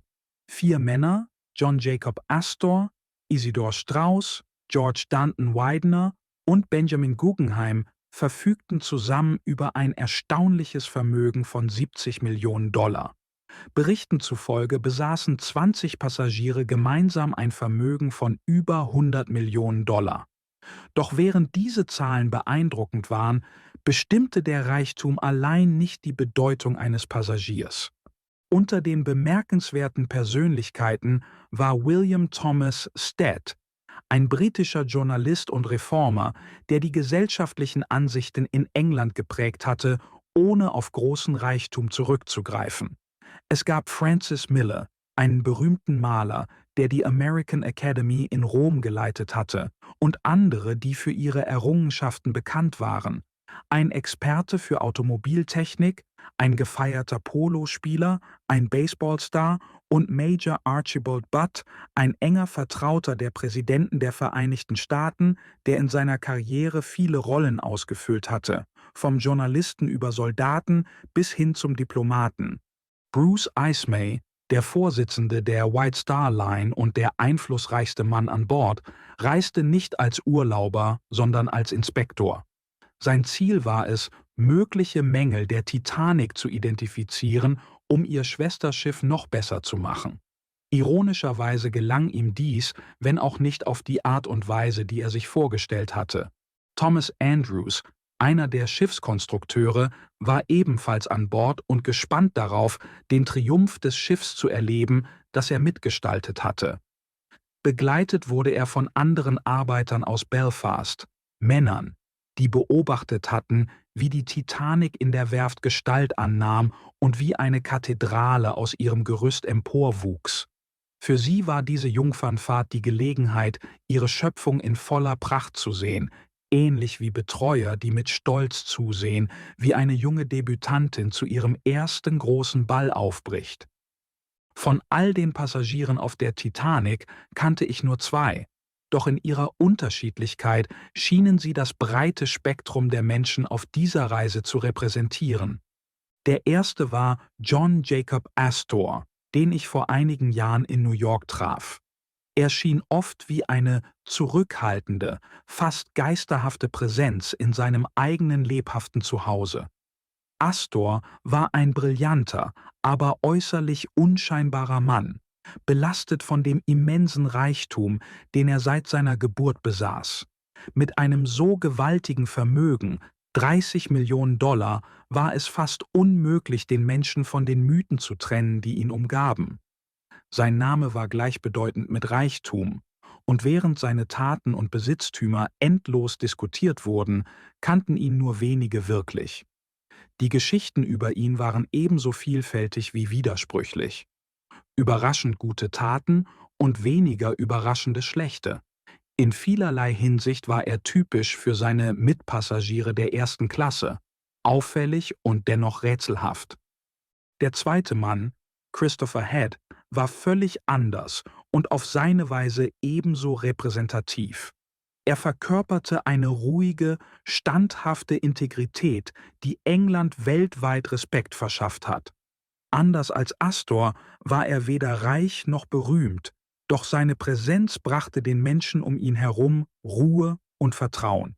Mild, beobachtend und intelligent hatte Christopher Head einen unaufdringlichen Charme, der einen bleibenden Eindruck hinterließ. Als Mitglied von Lloyds waren seine beruflichen Errungenschaften ebenso bemerkenswert wie seine Beiträge zu Kunst und öffentlichem Dienst. Als Bürgermeister von Chelsea brachte er frische und dringend benötigte Ideen in die Rolle ein und nutzte seinen Einfluss zum Wohle der Allgemeinheit. Doch 2 bekannte Gesichter machen eine Menschenmenge nicht vertraut. Die restlichen Passagiere der Titanic, ob mit Namen oder anonym, bleiben uns fern, ihre Leben und Geschichten von den Ereignissen, die folgten, überschattet. Für die meisten von uns besteht die einzige Verbindung zu diesen Reisenden in dem, was ihnen auf dieser schicksalhaften Reise widerfahren ist. Kapitel 5 – Die letzte stille Stunde. Der Sonntag an Bord der Titanic verlief größtenteils ereignislos, abgesehen von einem Morgengottesdienst im Speisesaal. Auf See ziehen solche Gottesdienste oft mehr aus Neugier als aus Frömmigkeit Besucher an. Eine übliche Sonntagsroutine, die Feuer- oder Rettungsbootübung, fand jedoch nicht statt. Diese Übung, die eine seltene Unterbrechung der Monotonie an Bord darstellt, sorgt normalerweise für Aufsehen. Der laute Klang des Nebelhorns und das plötzliche Auftauchen von Besatzungsmitgliedern, Stewards, Matrosen, Ingenieuren und anderen, die sich auf dem Bootsdeck aufstellen. Hätte die Übung auf der Titanic stattgefunden, hätten aufmerksame Passagiere möglicherweise eine beunruhigende Tatsache bemerkt. Die Besatzung von 900 Personen hätte alle Rettungsboote gefüllt, ohne Platz für Passagiere zu lassen. Die Konstrukteure des Schiffs, überzeugt von der Stärke seiner Träger, Schotten und anderer Verstärkungen, betrachteten Rettungsboote als Überbleibsel älterer, weniger fortschrittlicher Schiffe, die anfällig für Lecks und Untergänge waren. In ihrem Stolz erklärten sie: Die Titanic kann kein Leck schlagen. Daher wurde die Übung ausgelassen und der Tag verlief wie gewohnt. Während die Passagiere ihren Routinen nachgingen, hatten die Marconi-Funker Phillips und Bright mit einer 7-stündigen Störung zu kämpfen. Irgendetwas war mit dem Funksystem schiefgelaufen und der stetige Nachrichtenstrom verstummte. Sie arbeiteten unermüdlich daran, den Fehler zu finden und stellten die Kommunikation schließlich am späten Nachmittag wieder her. Doch die wiederhergestellte Verbindung brachte keine neuen Informationen, nur weitere Warnungen über Eis, diesmal von der Californian. Als der Tag in die Dämmerung überging, begannen die Lichter auf dem Schiff zu leuchten und ein schmaler Sichelmond stieg an einem klaren, sternenübersäten Himmel auf.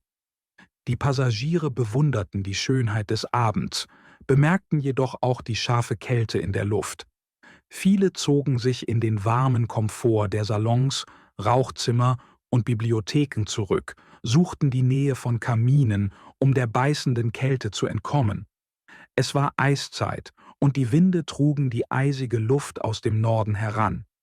Das abendliche Konzert, normalerweise an Deck, wurde wegen der frostigen Temperaturen nach drinnen verlegt.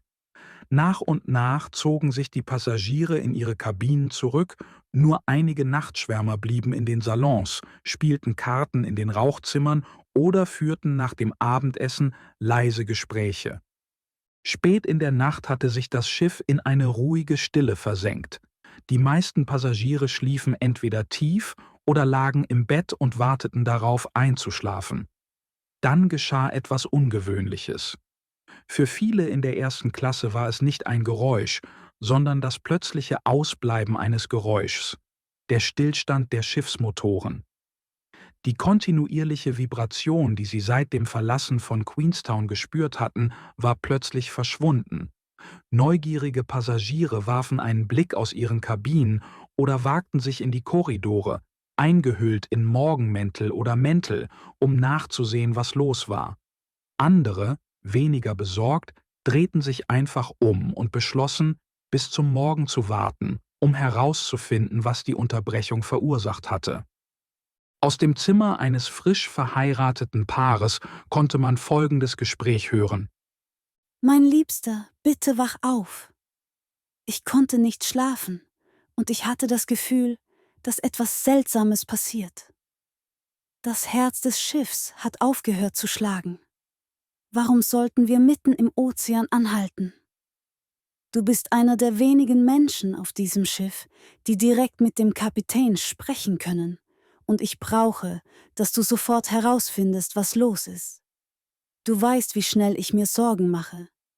Ich glaube, dass du vielleicht gerade unseren Sohn oder unsere Tochter in mich gesetzt hast. Ich habe es gespürt und deshalb konnte ich nicht schlafen. Doch jetzt hat mich die Stille der Schiffsmotoren aufgeschreckt. Gerade als ich mir unsere zukünftigen Kinder vorstellte, passiert das. Es fühlt sich fast wie eine göttliche Botschaft an. Bitte, mein lieber Ehemann, wach auf und finde heraus, was los ist, allein schon um meinetwillen. In den unteren Bereichen des Schiffs hörten diejenigen, die wach waren, mehr als nur die unheimliche Stille nach dem Stillstand der Motoren. Das plötzliche, durchdringende Klingeln der Maschinentelegraphen im Maschinenraum erschreckte jeden in der Nähe, gefolgt von einem sofortigen Läuten der Gongs auf den unteren Decks. Diese Gongs signalisierten das automatische Schließen der wasserdichten Türen, ein Geräusch, das bei Übungen Routine war, nun aber eine andere Bedeutung hatte. Danach kehrte kurz Ruhe ein, bevor die Motoren erneut aufheulten, ihre Vibrationen jetzt schärfer und unregelmäßiger. Für geübte Ohren bedeutete das, dass das Schiff mit voller Kraft zurücklief. Dann verstummten die Motoren erneut und die Stille kehrte zurück. In den Korridoren im mittleren Bereich des Schiffs öffneten sich vorsichtig Türen, als neugierige Passagiere herausblickten und sich fragten, was passiert war. Einige, in Schlafanzügen und Morgenmänteln, wagten sich in die Gänge oder stiegen Treppen hinauf, um Nachforschungen anzustellen. In den Salons und Rauchzimmern tauschten Passagiere verwunderte Blicke aus. »Was war das?« fragte jemand, erhielt aber nur Achselzucken oder vage Erklärungen als Antwort. Die meisten hielten es für ein geringfügiges Ereignis und kehrten zu ihren Gesprächen, Getränken oder Spielen zurück. In einem Rauchsalon, wo eine Gruppe Männer Bridge spielte, während andere schläfrig zusahen, betrat ein Mann im Morgenmantel den Raum. Er fragte, ob sie etwas Ungewöhnliches bemerkt hätten. Die Spieler sagten, sie hätten einen leichten Stoß gespürt und einen Eisberg an den Fenstern vorbeiziehen sehen, versicherten ihm aber, es sei nichts Ernstes, wahrscheinlich nur ein Streifen. Sie setzten ihr Spiel fort. Der Mann, später als Beasley, ein englischer Lehrer, identifiziert, verließ den Raum und kehrte in seine Kabine zurück. Er würde diese Kartenspieler nie wiedersehen. Beasley lag auf seinem Bett und versuchte zu lesen, während er darauf wartete, dass das Schiff seine Fahrt wieder aufnahm. Doch die unnatürliche Stille, das Fehlen der stetigen Vibrationen des riesigen Schiffs, begann auf ihm zu lasten. Als er Bewegung in den Korridoren hörte, stand er erneut auf und fand mehrere andere vor, die, aus ihrem Schlaf aufgestört, neugierig umhergingen, um herauszufinden, was passiert war. In der nächsten halben Stunde blieb die Atmosphäre ruhig. Während sich einige Passagiere in den Gängen und auf den Treppen versammelten, um zu tratschen, zu spekulieren und Fragen zu stellen, gab es weder Panik noch ein Gefühl der Gefahr. Die Titanic, erleuchtet und warm, mit ihren dicken Teppichen, gepolsterten Sesseln und luxuriösen Räumlichkeiten, fühlte sich so sicher an wie immer. Wenn überhaupt, schien die Bewegungslosigkeit des Schiffs, das nun still auf dem ruhigen Meer lag, die Illusion von Stabilität zu verstärken. Diejenigen, die ihre Kabinen verlassen hatten, standen in kleinen Gruppen und plauderten beiläufig. Ihre Fragen und Antworten spiegelten die typische Neugier von Passagieren wider, die mit einer Unterbrechung des gewohnten Bordalltags konfrontiert waren. Kaum jemand hätte sich vorstellen können, dass dieser friedliche Moment der Beginn einer Tragödie war. Ein Mann, der den Atlantik schon auf anderen Schiffen überquert hatte, machte sich über die Situation lustig. Freunde, können wir uns alle ein bisschen beruhigen? Vor 400 Jahren überquerten Christoph Kolumbus und seine Mannschaft diesen Ozean auf etwas, das praktisch schwimmende Holzflöße waren. Wir befinden uns auf der Titanic. Versteht ihr das? Wir haben wahrscheinlich ein kleines Stück Eis getroffen und der Kapitän folgt jetzt einfach den Standardprozeduren, wie es jeder gute Kapitän tun würde. Es gibt keinen Grund zur Panik. Während dieser ersten halben Stunde, als die Passagiere unter Deck spekulierten und durch die Korridore wanderten, spielte sich auf der Brücke eine völlig andere Szene ab. Um 22 Uhr hatte der Wachwechsel stattgefunden, der den Beginn der ruhigsten Phase der Nacht markierte. Erster Offizier Murdoch hatte das Kommando übernommen, unterstützt von Vierter Offizier Boxhall und den üblichen Ausguckposten. Die Nacht war klar und kalt, der Himmel mit Sternen übersät. Ein leichter Dunst lag über Teilen des Meeres, doch die Sicht schien ausreichend. Kapitän Smith, erfahren in den Routen des Atlantiks, hatte zuvor den Kurs im Kartenraum festgelegt und sich dann in seine Kabine zurückgezogen. 2 wachsame Ausgucke durchkämmten den Horizont vom Krähennest aus. Ein weiterer hielt vom Bug aus Ausschau und mindestens 3 weitere Paare Augen beobachteten von der Brücke aus das Schwarze Meer vor ihnen. Alle waren aufmerksam und fixierten die dunkle Weite vor dem Schiff. Die leichte Bewegung des Vormasts und seiner Takelage vor dem sternenübersäten Himmel war das einzige Anzeichen von Bewegung. Um 23:40 Uhr wurde die nächtliche Stille abrupt durchbrochen. 3 scharfe Schläge auf den Gong im Krähennest signalisierten ein Hindernis direkt voraus, gefolgt von einer Stimme über das Telefon. Eisberg direkt voraus. Von der Brücke aus war nur ein leichter Dunst zu erkennen, der sich mit dem dunklen Wasser vermischte. Murdoch handelte sofort. Er befahl, das Ruder hart nach Steuerbord zu legen und stellte die Telegraphen auf Maschinen rückwärts. Das Steuerrad drehte sich, die Antwort des Telegraphen klickte und das Schiff begann sich zu drehen. Doch bevor es vollständig reagieren konnte, gab es einen heftigen Stoß.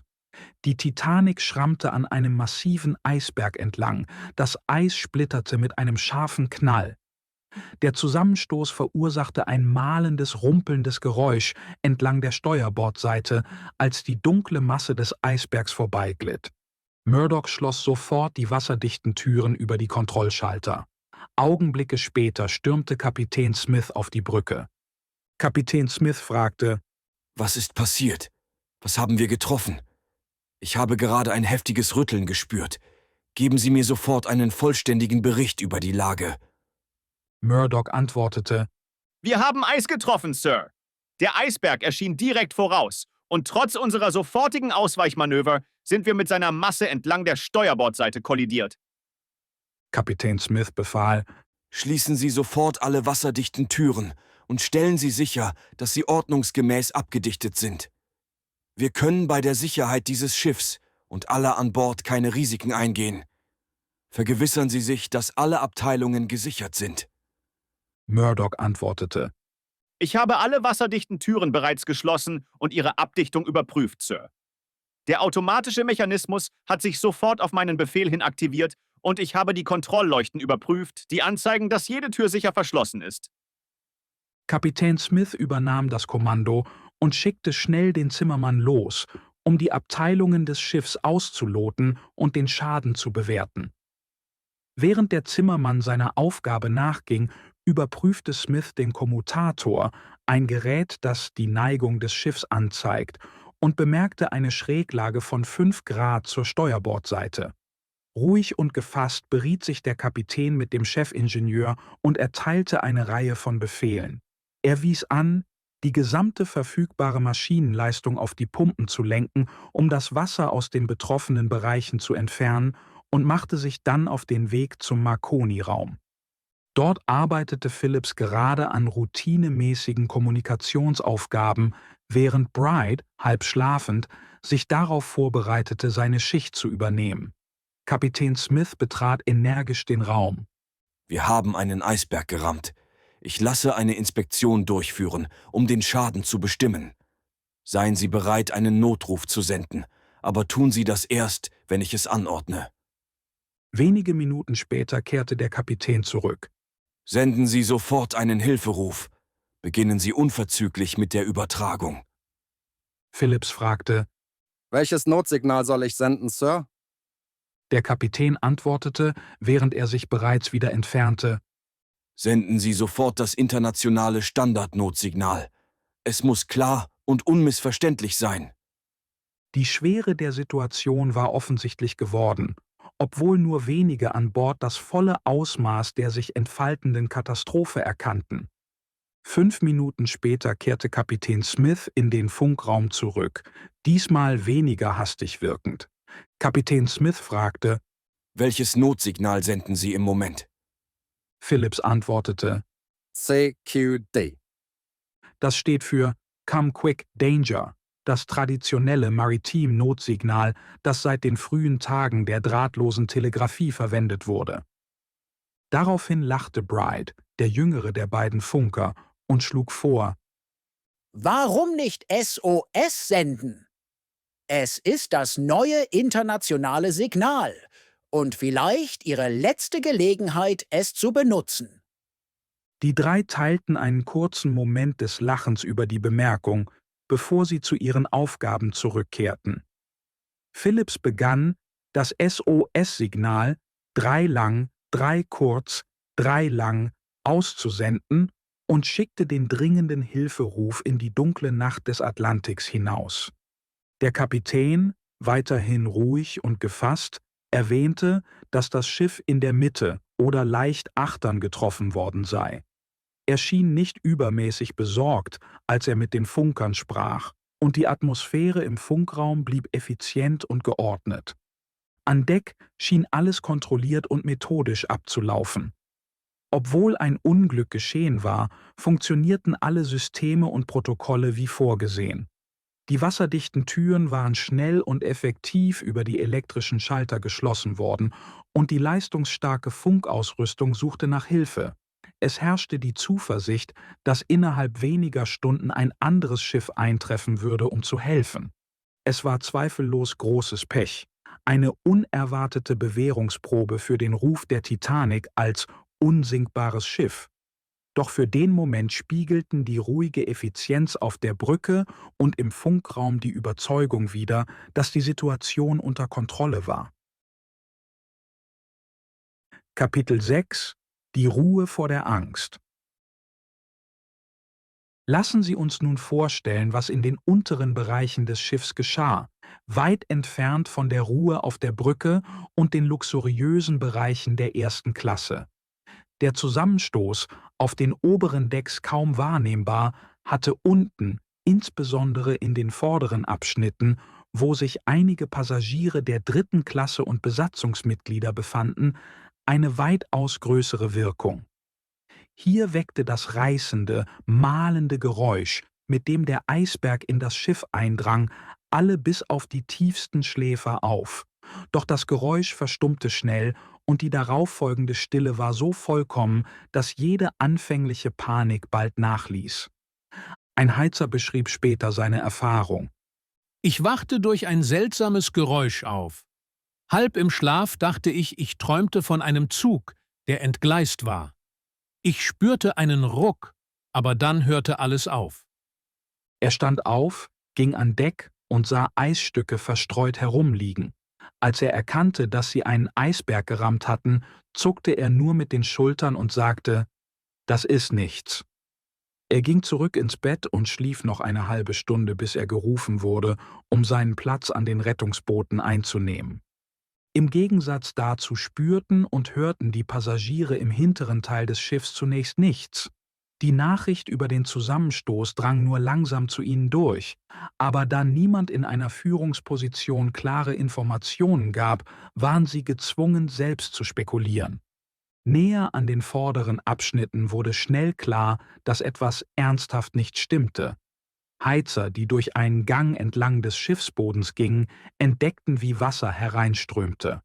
Alarmiert kehrten sie um und trafen auf der Treppe einen Offizier, der sie fragte, wohin sie gingen. Als sie erklärten, »In unseren Quartieren strömt das Wasser schnell herein, Sir, und in manchen Bereichen steht es schon knöcheltief«, nahm der Offizier an, sie seien nicht im Dienst und ließ sie ohne weitere Fragen passieren. Unterdessen ging Thomas Andrews, einer der Konstrukteure des Schiffs und Partner bei Harland & Wolff, selbst los, um den Schaden zu begutachten. Andrews, der großes Vertrauen in das Schiff hatte, das er mitgebaut hatte, musste spüren, wie sein Glaube ins Wanken geriet, als er sah, wie das Wasser mit alarmierender Geschwindigkeit hereinströmte, hunderte Tonnen pro Minute. Der Eisberg hatte 3 oder 4 der wasserdichten Abteilungen durchtrennt und die Stahlwände durchbrochen, die die Titanic eigentlich schützen sollten. Trotz seines Glaubens an die Widerstandsfähigkeit des Schiffs hätte Andrews die Schwere der Lage verstanden. Es bestand eine geringe Chance, dass das Schiff lange genug über Wasser bleiben würde, bis Hilfe eintraf, aber die Aussichten standen schlecht. Von diesem Moment an widmete Andrews sich der Aufgabe, die Passagiere zu warnen und ihnen zu helfen, sich in Sicherheit zu bringen. Er tat alles, um zu unterstützen, ohne unnötige Panik auszulösen. Ein junger Mann, der die Eisreste auf dem Deck bemerkte, sprach mit seiner Frau: »Mein Schatz, schau dir diese Eisstücke an. Sie kommen von so weit her, aus der Arktis. Dort leben weiße Eisbären, die dafür berühmt sind, mit ihren Nasen das Eis aufzubrechen, um Fische zu fangen. Und denk nur daran, wie weit unsere Zivilisation gekommen ist. Dank brillanter und schöner Frauen wie dir produzieren unsere Universitäten solche unglaublichen Ingenieure und Designer, die großartige Bauwerke schaffen, die der Natur selbst trotzen. Ich trage auch meinen kleinen Teil dazu bei, ihre Projekte zu finanzieren. Ein bisschen Anerkennung verdiene ich doch, oder? Pass auf, Harvard. Caitlin und Curtis kommen. Einer, um das Geld zu beherrschen, und der andere, um die Wissenschaft zu regieren.« Caitlin starrte die Eisstücke auf dem Deck mit leerem Blick an, ihr Gesicht von Unbehagen gezeichnet. »Mein Liebster, du bist so lieb und ich bewundere deinen Optimismus wirklich. Du siehst immer die Sonnenseite. Aber wenn du meinem Wissen in Geometrie und Physik vertraust, muss ich dir sagen, innerhalb weniger Stunden könnte dieses Schiff in eine Katastrophe geraten, die ich mir nicht einmal vorstellen mag. Ich denke, wir sollten uns jetzt in Richtung der nächsten Rettungsboote bewegen und in ihrer Nähe bleiben, nur für den Fall, dass wir sie brauchen.« Während dieser kritischen halben Stunde schliefen die meisten Passagiere noch und waren sich der sich entfaltenden Gefahr nicht bewusst. Auf See ist Panik eines der zerstörerischsten Szenarien, und Kapitän Smith war entschlossen, niemanden zu alarmieren, es sei denn, es wäre notwendig. Doch nachdem er Thomas Andrews' Bericht gehört und sich mit dem Chefingenieur beraten hatte, war die Schwere der Lage klar. Der Schiffsboden lief rasch voll Wasser. Schlimmer noch, die Titanic begann bereits, sich am Bug abzusenken. Innerhalb weniger Minuten hielt sie kurz still, nur um dann plötzlich um 15 bis 30 Zentimeter zu sinken. Dieses Muster wiederholte sich und signalisierte erfahrenen Seeleuten, dass ein Vordererschott nach dem anderen voll Wasser lief und sich die Flut weiter durch den Rumpf ausbreitete. Es war eine verzweifelte Situation. Um 0:25 Uhr, kurz nach Mitternacht, gab Kapitän Smith den Befehl, die Passagiere zu wecken und sie auf das Bootsdeck zu rufen. Die Besatzung war bereits zu ihren Notstationen beordert worden. Nun breitete sich eine Armee von 300 Stewards im Schiff aus, klopfte an Türen und rief laut durch die Korridore, Treppen und Gangways: »Alle Passagiere auf Deck! Rettungswesten anziehen!« Für viele unterbrach diese Aufforderung ihren Schlaf. In der eleganten, von Feuerlicht erhellten Behaglichkeit der Kabinen der ersten Klasse taten einige den Ruf als unnötige Vorsichtsmaßnahme ab. Manche kehrten sogar ins Bett zurück, unfähig zu glauben, dass eine echte Gefahr bestand. Dies waren jedoch seltene Ausnahmen. Die meisten Passagiere, wenn auch verwirrt, spürten die Dringlichkeit des Befehls. Der Anblick anderer, die nur in Decken gehüllt oder in hastig geschnappte Morgenmäntel gekleidet waren, verbreitete ein Gefühl der Beunruhigung. Bald schlossen sich mehr Passagiere der Eile an und kämpften darum, sich Rettungswesten über eine wilde Mischung aus Nachtwäsche und schnell angezogenen Kleidern zu schnallen. Als sie sich zum Deck begaben, wurde die Realität der Situation unbestreitbar und die Angst begann, sich zu manifestieren. Für viele war dies der Moment, in dem sie erstmals das Ausmaß der Katastrophe begriffen, die sich abzeichnete. Kapitel 7 – Zwischen Sicherheit und Opfer. Um 0:30 Uhr, kurz nach Mitternacht, begannen die Passagiere auf dem Bootsdeck einzutreffen. Die Passagiere der ersten Klasse kamen über die großen Treppen nach oben und strömten mit einer Mischung aus Emotionen hinaus auf das Deck, einige genervt, andere neugierig und einige sichtbar besorgt. Die Szenerie wirkte seltsam normal, abgesehen von einer leichten Neigung des Decks nach vorne und einer geringen Schlagseite zur Steuerbordseite. Der Nachthimmel war klar und voller Sterne, und das Meer lag ruhig und glatt wie Glas. Über die Wasseroberfläche verteilt lagen dunkle Eisstücke, kaum vom glatten Hintergrund zu unterscheiden. Auf dem Deck bildeten die Stewards geordnete Reihen neben den Rettungsbooten, die plötzlich zu Objekten intensiven Interesses geworden waren. Offiziere riefen Befehle, während Matrosen daran arbeiteten, die Taue zu entwirren, die Davits zu sichern und die Boote für das Absenken vorzubereiten. Die weißen Rettungsboote erstreckten sich in 2 langen Reihen, die weit nach Achtern führten. Jetzt lebenswichtige Werkzeuge in einem Wettlauf gegen die Zeit. In der Zwischenzeit begannen Passagiere der 3. Klasse, die den Tumult hörten, über Treppen und Leitern zu den oberen Decks zu steigen, die zuvor der 1. Klasse vorbehalten gewesen waren. Zunächst von Stewards zurückgehalten, schafften es einige durchzubrechen, während andere schließlich durchgelassen wurden. Bald waren das Bootsdeck und die darunterliegenden Ebenen mit Passagieren aller Klassen überfüllt, was die aufkeimende Spannung noch verstärkte. Der Prozess des Vorbereitens, Beladens und Herablassens der Rettungsboote begann. Obwohl es einfach klingt, war es eine mühsame und zeitaufwendige Aufgabe. Der erste Offizier Murdoch rief die Besatzungen zu ihren zugewiesenen Booten, doch es kam zu Verwirrung.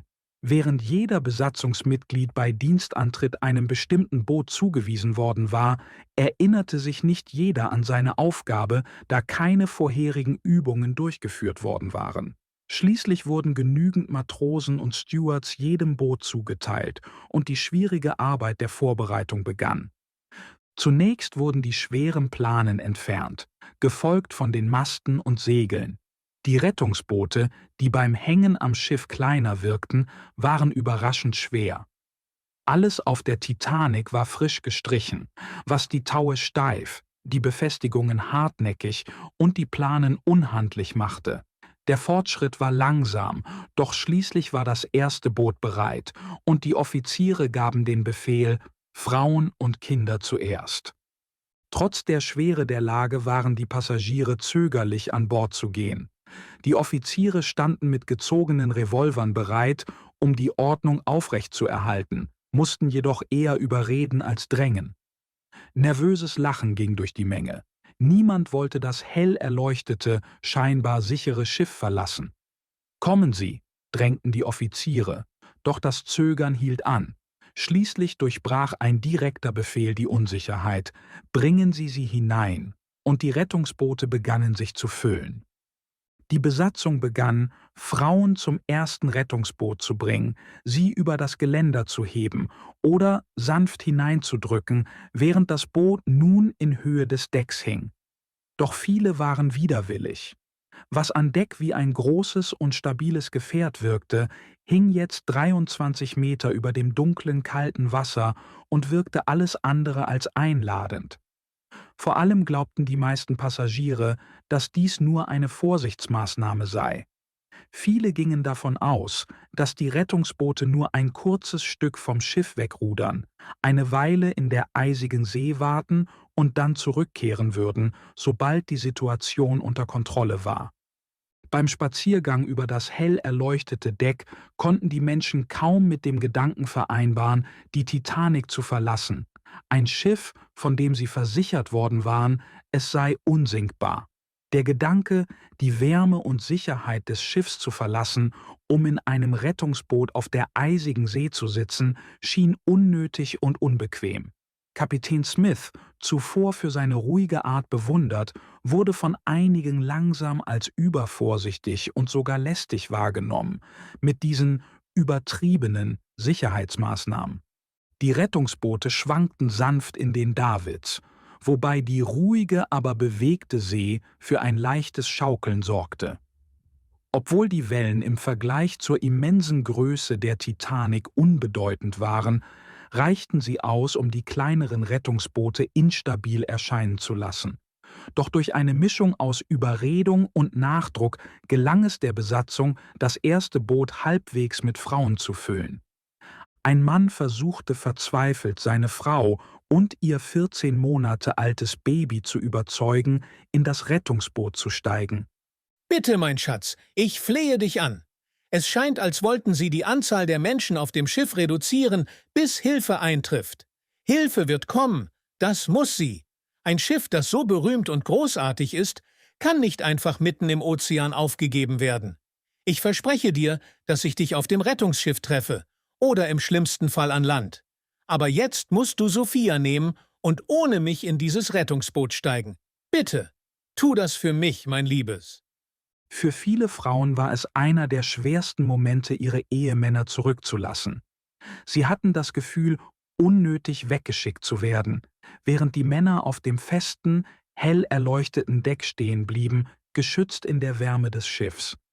Die Titanic wirkte immer noch so unerschütterlich, so sicher, dass der Schritt in das Rettungsboot weniger wie eine Rettung und mehr wie ein unnötiges Opfer erschien. Halb angezogen und zitternd bestiegen sie widerwillig die Boote, das Herz schwer, während sie zurückblickten auf das Schiff, das still und majestätisch gegen die eisige Nacht lag. Die Besatzung setzte ihre Arbeit mit entschlossener Präzision fort. Die Rollen quietschten und die neuen Taue knarrten, als das erste Rettungsboot Fuß für Fuß hinabgelassen wurde. Es glitt an Decks vorbei, an Reihen hell erleuchteter Bullaugen, bis es das weit darunter liegende Wasser erreichte. Beim Herablassen passierte das Boot unbekannte Teile der Schiffsseite, an denen Wasser wie kleine Wasserfälle ins Meer floss. Schließlich ruhte das Boot auf den dunklen Wellen. Die Blöcke wurden ausgehakt. die schweren Ruder aus Ascheholz eingesetzt, und das Boot stieß sich von der Titanic ab, hinaus in die kalte, leere Nacht. Erst als sie etwas Abstand zum Schiff gewonnen hatten, begannen die Passagiere im Rettungsboot das volle Ausmaß der Lage zu begreifen. Die Titanic, einst ein Wunderwerk der Balance und Anmut, wie man es von Postkarten und Fotografien kannte, war nun unnatürlich nach vorne geneigt. Sie wirkte schwer und verwundet, wie ein getroffenes Wesen, das der See erlag. Während sie zusahen, sank der Bug sichtbar tiefer, ein deutliches und unbestreitbares Zeichen dafür, dass das unsinkbare Schiff in ernsten Schwierigkeiten steckte. Nach dem Start des ersten Rettungsboots wurde der Prozess etwas reibungsloser. Die Offiziere setzten strikt die Regel Frauen und Kinder zuerst durch. Dennoch wurden Männer benötigt, um die Boote zu rudern und zu manövrieren, weshalb Stewards und Heizer, viele noch rußverschmiert von ihrer Arbeit unter Deck, den Booten zugeteilt wurden, um sie zu bedienen. Während die Passagiere allmählich williger wurden, die Boote zu besteigen, wuchs die Dringlichkeit unter denen, die noch auf dem Deck standen. Die Erkenntnis setzte sich durch, dass es notwendig war, das Schiff zu verlassen, und viele wurden zunehmend besorgt, zurückgelassen zu werden. In einigen Bereichen kam es zu Spannungen. Eine Gruppe von Passagieren der 3. Klasse, darunter mehrere italienische Männer, die offensichtlich die Gefahr erkannten, versuchte, sich gewaltsam Zutritt zu einem der Rettungsboote zu verschaffen. Ein Offizier feuerte 2 Warnschüsse in die Luft, um sie aufzuhalten. Die Männer wurden grob zurückgezogen, einige sogar an den Beinen weggezerrt. An ihrer Stelle wurden verängstigte italienische Frauen in das Rettungsboot gehoben, zitternd und überwältigt von ihrer Angst. Jedes Rettungsboot, das ablegte, trug eine Mischung aus Emotionen mit sich: Angst, Unsicherheit und die aufkommende Erkenntnis, dass die Titanic einem unvorstellbaren Schicksal entgegensteuerte. Die Passagiere der 3. Klasse jedoch nahmen die Situation sehr unterschiedlich wahr. Das Leben hatte sie gelehrt, mit Härten zu rechnen, und sie fürchteten das Schlimmste. Viele von ihnen hatten in den unteren Bereichen des Schiffs geschlafen, nahe der Stelle, an der der Eisberg getroffen hatte. Sie hatten die unheilvollen Geräusche des Zusammenstoßes gehört, gesehen, wie Wasser in Bereiche strömte, die eigentlich trocken sein sollten, und wussten instinktiv, dass die Gefahr real war. Ihre Angst war greifbar, und sie waren entschlossener, das Schiff zu verlassen, als ihre wohlhabenderen Mitreisenden. Beim Besteigen der Rettungsboote gab es keine Unterscheidung zwischen den Klassen. Frauen aus allen Lebensbereichen wurden auf die rauen Holzsitze der Boote geholfen. Eine Frau in einem abgetragenen Schal stand neben einer anderen in einem Pelzmantel. Eine Mutter, die ein Baby hielt, saß neben einer wohlhabenden Dame, die ihre Juwelen umklammerte.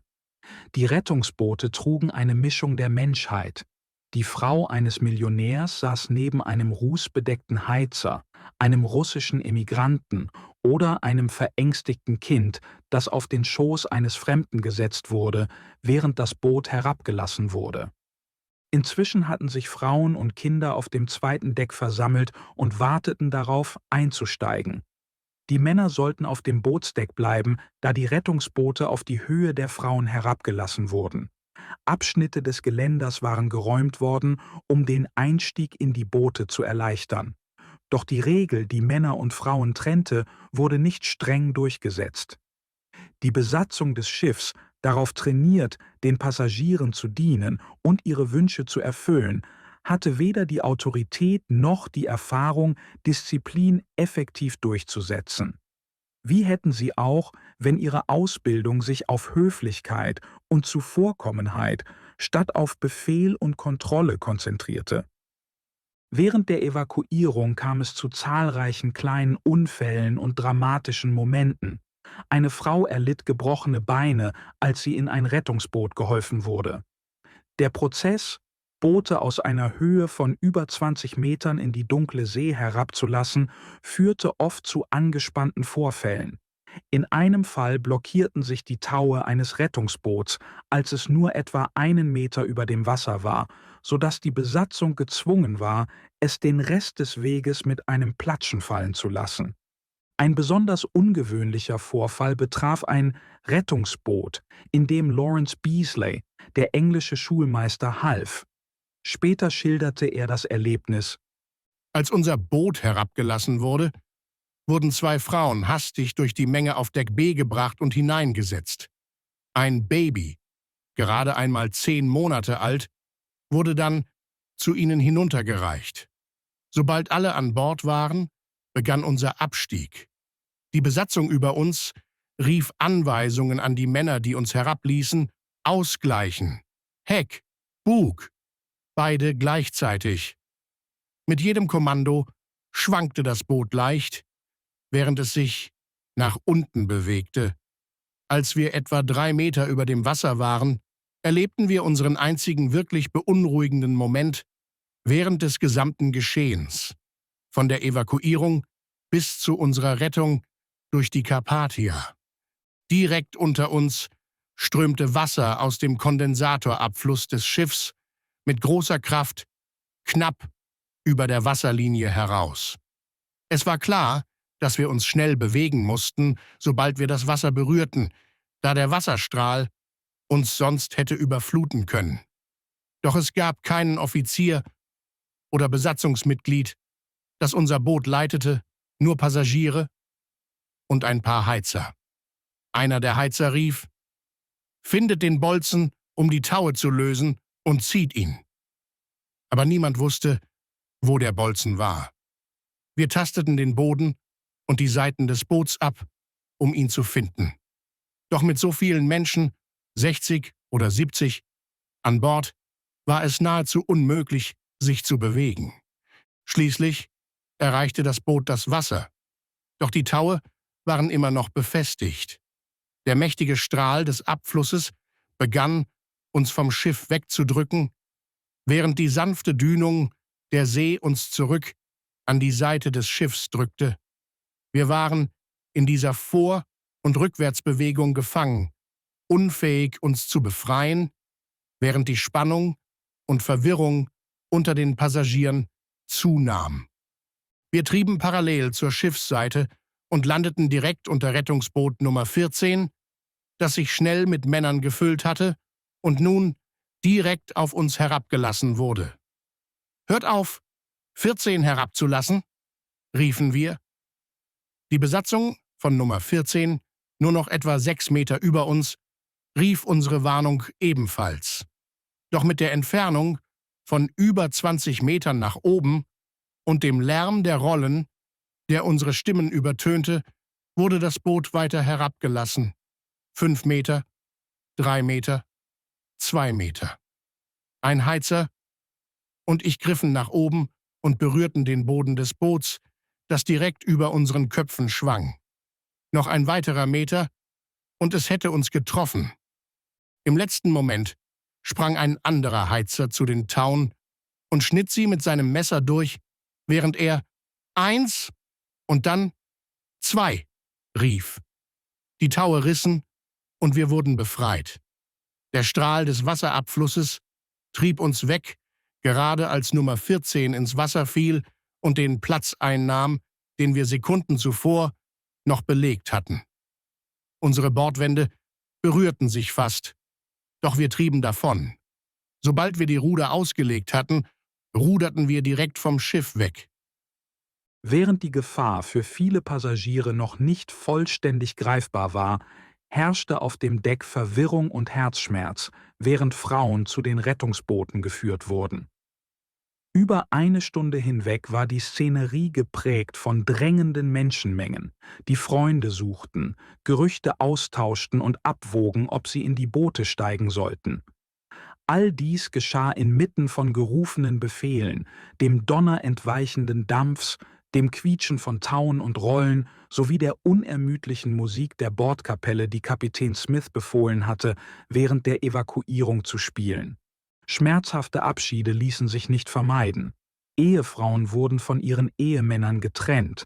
manchmal gewaltsam, da die Besatzung die Regel Frauen und Kinder zuerst strikt befolgte. Männer mussten oft aus den Booten aussteigen, in die sie gestiegen waren, um ihre Ehefrauen zu trösten. Colonel Astor, dessen junge Frau in einem fragilen Gesundheitszustand war, begleitete sie kurzzeitig in das Rettungsboot, um ihr zu helfen. Doch als man ihm befahl, das Boot zu verlassen, gehorchte er ohne Widerrede und trat zurück auf das Deck. Mit einem beruhigenden Abschiedsgruß versprach er, sie in New York wiederzusehen. Szenen wie diese wiederholten sich überall auf dem Schiff, als Paare vor herzzerreißenden Entscheidungen standen. Nicht alle Frauen verließen jedoch ihre Männer. Einige entschieden sich zu bleiben, unfähig, sich trotz der wachsenden Ungewissheit zu trennen. Ein besonders ergreifendes Beispiel war Rosalie Ida Strauß, die Ehefrau eines prominenten jüdischen Geschäftsmanns. Sie stieg zunächst in ein Rettungsboot, stieg jedoch sofort wieder aus, als sie bemerkte, dass ihr Mann sie nicht begleiten würde. Ein Engländer, der das Paar kannte, versuchte zweimal, sie zu überzeugen, das Boot zu nehmen. Beim zweiten Versuch schlug er sogar vor, dass Isidor Strauß selbst in das Boot steigen solle und argumentierte, dass niemand einem älteren Mann den Platz verwehren würde. Isidor Strauß lehnte jedoch ruhig ab und erklärte: Ich werde nicht vor den anderen Männern gehen. Gerührt von der Standhaftigkeit ihres Mannes erklärte Rosalie Ida Strauß entschlossen: Wir sind seit 40 Jahren zusammen und wir werden uns jetzt nicht trennen. Sie blieb an seiner Seite, und gemeinsam stellten sie sich dem, was auf sie zukommen mochte. Ihre Liebe und Entschlossenheit wurden zu einem der vielen bewegenden Momente jener schicksalhaften Nacht. Kapitel 8 – Der letzte Hilferuf. Kehren wir zurück in den Marconi-Raum auf dem Oberdeck, wo Kapitän Smith nur 10 Minuten nach der Kollision die Funker angewiesen hatte, einen Hilferuf auszusenden. Dieser kleine Raum wurde zu einer einzigartigen Perspektive, durch die das sich entfaltende Unglück miterlebt wurde. Jack Bright, einer der Funker des Schiffs, schilderte später den Ablauf eindringlich in der New York Times. Bis zuletzt verließ er seinen Posten nicht, bevor er ins Meer sprang, als das Schiff sank. Sein Verständnis der Situation konzentrierte sich fast ausschließlich auf seine Arbeit, mit nur gelegentlichen Einblicken in das, was anderswo auf dem Schiff geschah. Am selben Tag hatten Bright und Phillips, der leitende Funker, ununterbrochen daran gearbeitet, ein ausgebranntes Terminal zu reparieren. Beide waren erschöpft. Phillips hatte sich freiwillig für die Nachtschicht gemeldet, bat jedoch Bright, ihn so bald wie möglich abzulösen, nachdem er sich etwas ausgeruht hatte. Bright schlief tief und wurde später durch das Geräusch von Phillips' Arbeit geweckt. Das rhythmische Summen der Ausrüstung war ihm vertraut und nichts Beunruhigendes. Nur gewöhnliche Übertragungen nach Cape Race, um routinemäßige Nachrichten weiterzuleiten. Bright, noch schläfrig, wollte gerade wieder einschlafen, erinnerte sich aber daran, wie müde Phillips sein musste, und entschied sich, aufzustehen und ihn abzulösen. Er hatte den Aufprall des Eisbergs nicht gespürt oder etwas Ungewöhnliches bemerkt, abgesehen von dem Läuten der Telegrafenglocken und der plötzlichen Stille der Motoren. Kurz darauf erschien Kapitän Smith an der Tür und wies sie an, sich darauf vorzubereiten, einen Notruf auszusenden. 10 Minuten später kehrte der Kapitän mit dem Befehl zurück: Sendet den Ruf. Die Funker fanden in der Situation sogar einen Hauch von schwarzem Humor. Bright sagte: Wir haben uns in den nächsten Minuten einige lustige Dinge gesagt. Die monotone Aufgabe, Nachrichten weiterzuleiten, hatte sich plötzlich in etwas völlig Neues verwandelt. Phillips klopfte fleißig die Notsignale. SOS, ab und zu abwechselnd mit dem älteren Signal CQD, falls einige Funker das neue Signal nicht kannten. Eine Zeit lang gab es keine Antwort. Der Raum war still, abgesehen vom rhythmischen Klopfen des Schlüssels. Schließlich knisterte eine schwache Antwort durch Phillips Kopfhörer. Der Dampfer Frankfurt hatte den Ruf empfangen. Die Funker übermittelten schnell die Position der Titanic und meldeten, dass das Schiff auf einen Eisberg gestoßen war und dringend Hilfe benötigte. Es folgte eine weitere Pause. In ihren Köpfen stellten sich die Funker die Szene an Bord der Frankfurt vor. Den Funker, der den Kapitän weckte, die Nachricht überbrachte und dann in den Funkraum zurückkehrte. Bald darauf ertönte die schwache Stimme erneut und fragte nach weiteren Details über die Lage an Bord der Titanic. Oben im Marconi-Raum setzten Phillips und Bright nach und nach die düstere Wahrheit zusammen. Sie wussten, dass die Titanic Wasser aufnahm und mit dem Bug zuerst sank. Diese Informationen wurden dringend in die Nacht hinausgesendet, in der Hoffnung, dass sie jemanden erreichten, der helfen konnte. Obwohl es Schiffe in der Nähe gab, hatten die meisten nur einen Funker, und diese Funker, die so wenig wie 4 Pfund im Monat verdienten, mussten irgendwann schlafen. Der Notruf hing also vom Zufall ab. Wenn ein Funker wach war, konnte er ihn hören. Schließlich antwortete die Cunard-Liner Carpathia und meldete ihre Position etwa 70 Meilen entfernt. Sie änderte sofort ihren Kurs und machte sich mit voller Geschwindigkeit auf den Weg zur Titanic. Ihre Antwort war beruhigend, obwohl ihr Signal schwächer war als das der näheren Frankfurt. Trotz ihrer Nähe frustrierte der Funker der Frankfurt Phillips und Bright mit einer Reihe langsamer und überflüssiger Fragen. Als der Funker erneut störte und fragte, was los sei, soll Kapitän Smith gesagt haben, »Dieser Kerl ist ein Narr.« Eine Einschätzung, die Phillips und Bright voll und ganz teilten. Sie schafften es sogar, ihre Ungeduld direkt an den Funker der Frankfurt zu übermitteln. Auch die Olympic, das Schwesterschiff der Titanic, empfing den Notruf und drehte in Richtung des Unglücksortes, befand sich jedoch über 300 Meilen entfernt. Es wurde schnell klar, dass die Carpathia wahrscheinlich zuerst eintreffen und die Verantwortung für die Rettung der Passagiere übernehmen würde.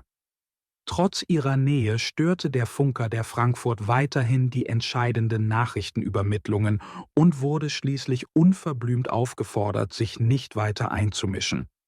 Bright übernahm für Phillips den Sender und konnte Kontakt mit der Baltic aufnehmen. Allmählich verbreitete sich die Nachricht über den Atlantik, als Schiffe weit und breit die Notrufe der Titanic empfingen.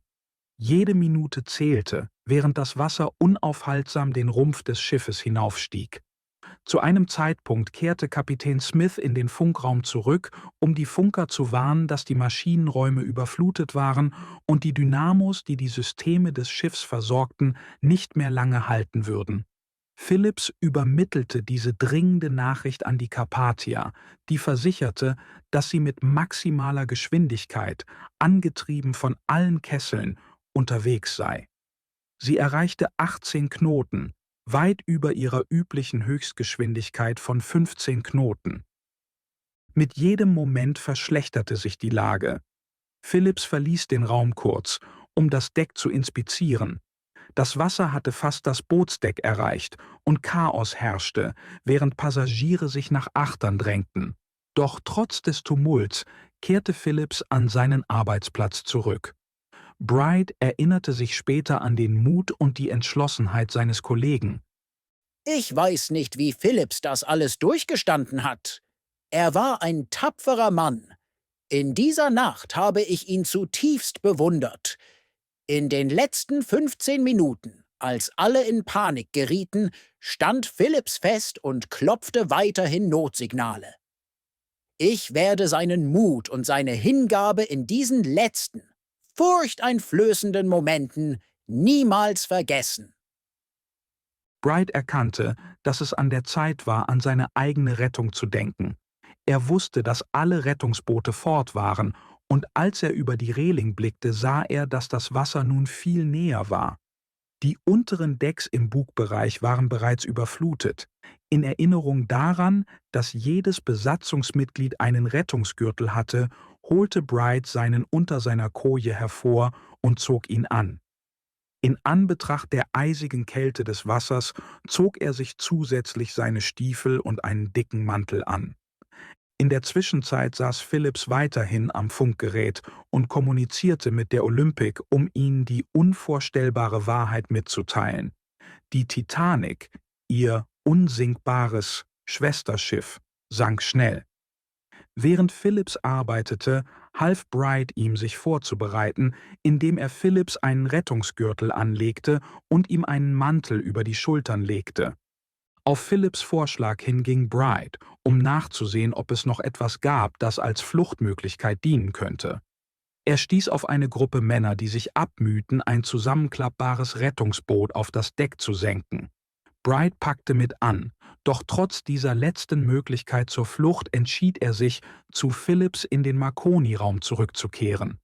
In diesem Moment erschien Kapitän Smith zum letzten Mal an der Tür. Seine Stimme war ruhig, als er die Männer von ihren Pflichten entband. »Männer, ihr habt eure volle Pflicht erfüllt. Mehr könnt ihr nicht tun. Verlasst eure Kabine jetzt. Jeder ist jetzt auf sich selbst gestellt. Ich entbinde euch. So ist es in einer solchen Zeit. Jeder für sich.« Was danach geschah, war einer der seltsamsten und verstörendsten Momente dieser schrecklichen Nacht, am besten in Brights eigenen Worten erzählt. Phillips arbeitete weiter und sendete unermüdlich Nachrichten, selbst nachdem der Kapitän ihn entlassen hatte. Etwa 10 bis 15 Minuten machte er weiter, obwohl das Wasser bereits in unsere Kabine eindrang. Während er auf das Funkgerät konzentriert war, passierte etwas Schreckliches. Ich war kurz in meinem Zimmer, um Phillips Geld zu holen, und als ich hinausschaute, sah ich einen Mann, einen Heizer oder jemanden aus den unteren Decks, der sich von hinten über Phillips beugte. Phillips war so vertieft in seine Arbeit, dass er nicht bemerkte, dass der Mann versuchte, ihm seinen Rettungsgürtel zu nehmen. Der Mann war groß, viel größer als Phillips oder ich. Ich bin selbst nicht besonders groß, aber in diesem Moment stieg etwas in mir auf. Ich dachte daran, wie Phillips die ganze Zeit durchgehalten hatte, wie ich ihm den Rettungsgürtel angelegt hatte, weil er zu beschäftigt war, es selbst zu tun. Ich wusste, dass dieser Mann keine Entschuldigung hatte. Er hätte einen Rettungsgürtel haben müssen oder gewusst, wo er einen bekommt. In diesem Augenblick fühlte ich eine Welle von Wut. Es ging nicht nur darum, dass er Phillips Rettungsgürtel nehmen wollte. Es war, dass er nicht die Würde eines Matrosentodes verdiente. Ich wollte nicht, dass er mit Ehre stirbt. Ich weiß nicht, was ich ergriff, aber ich schlug zu. Ich hoffe, ich habe ihn endgültig gestoppt, aber ich kann es nicht mit Sicherheit sagen. Als wir den Funkraum verließen, lag er reglos auf dem Boden. Kurz darauf verließ Phillips die Kabine, lief nach Achtern und Bright sah ihn nie wieder lebend. Als Bright selbst herauskam, stellte er fest, dass das Wasser bereits die Brücke erreicht hatte und nun Achtern über das Bootsdeck strömte. Kapitel 9 – Als die Hoffnung schwand. Eine weitere Perspektive in dieser kritischen Stunde stammt von Boxhall, dem 4. Offizier. Er hatte sich auf der Brücke befunden, als das Schiff den Eisberg rammte und verbrachte einen Großteil der Zeit danach damit, ein mysteriöses Schiff etwa 10 Meilen entfernt zu signalisieren. Viele an Bord der Titanic berichteten, die Lichter dieses Schiffes gesehen zu haben, doch seine Identität wurde nie bestätigt. Boxhall war sich der Position dieses Schiffes sicher und feuerte wiederholt Raketen ab und blinkte Signale in dessen Richtung, jedoch ohne jegliche Antwort zu erhalten. Kurz nach der Kollision führte er auch eine rasche Inspektion des Schiffes durch. Er überprüfte die Bereiche der 3. Klasse sowohl vorn als auch achtern und wagte sich sogar in die tiefen vorderen Abteile, wo Postangestellte gerade Briefe sortierten.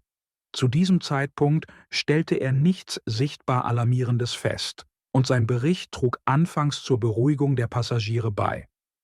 Unterdessen befand sich Pittman, der 3. Offizier, außer Dienst und schlief in seiner Koje, als die Kollision geschah. Er hatte an diesem Abend zuvor zwischen 18 und 20 Uhr auf der Brücke Dienst getan, als auch der Kapitän anwesend war. Die Offiziere hatten die Möglichkeit diskutiert, in dieser Nacht auf Eis zu stoßen und damit um Mitternacht gerechnet, genau die Zeit, zu der der Eisberg getroffen wurde.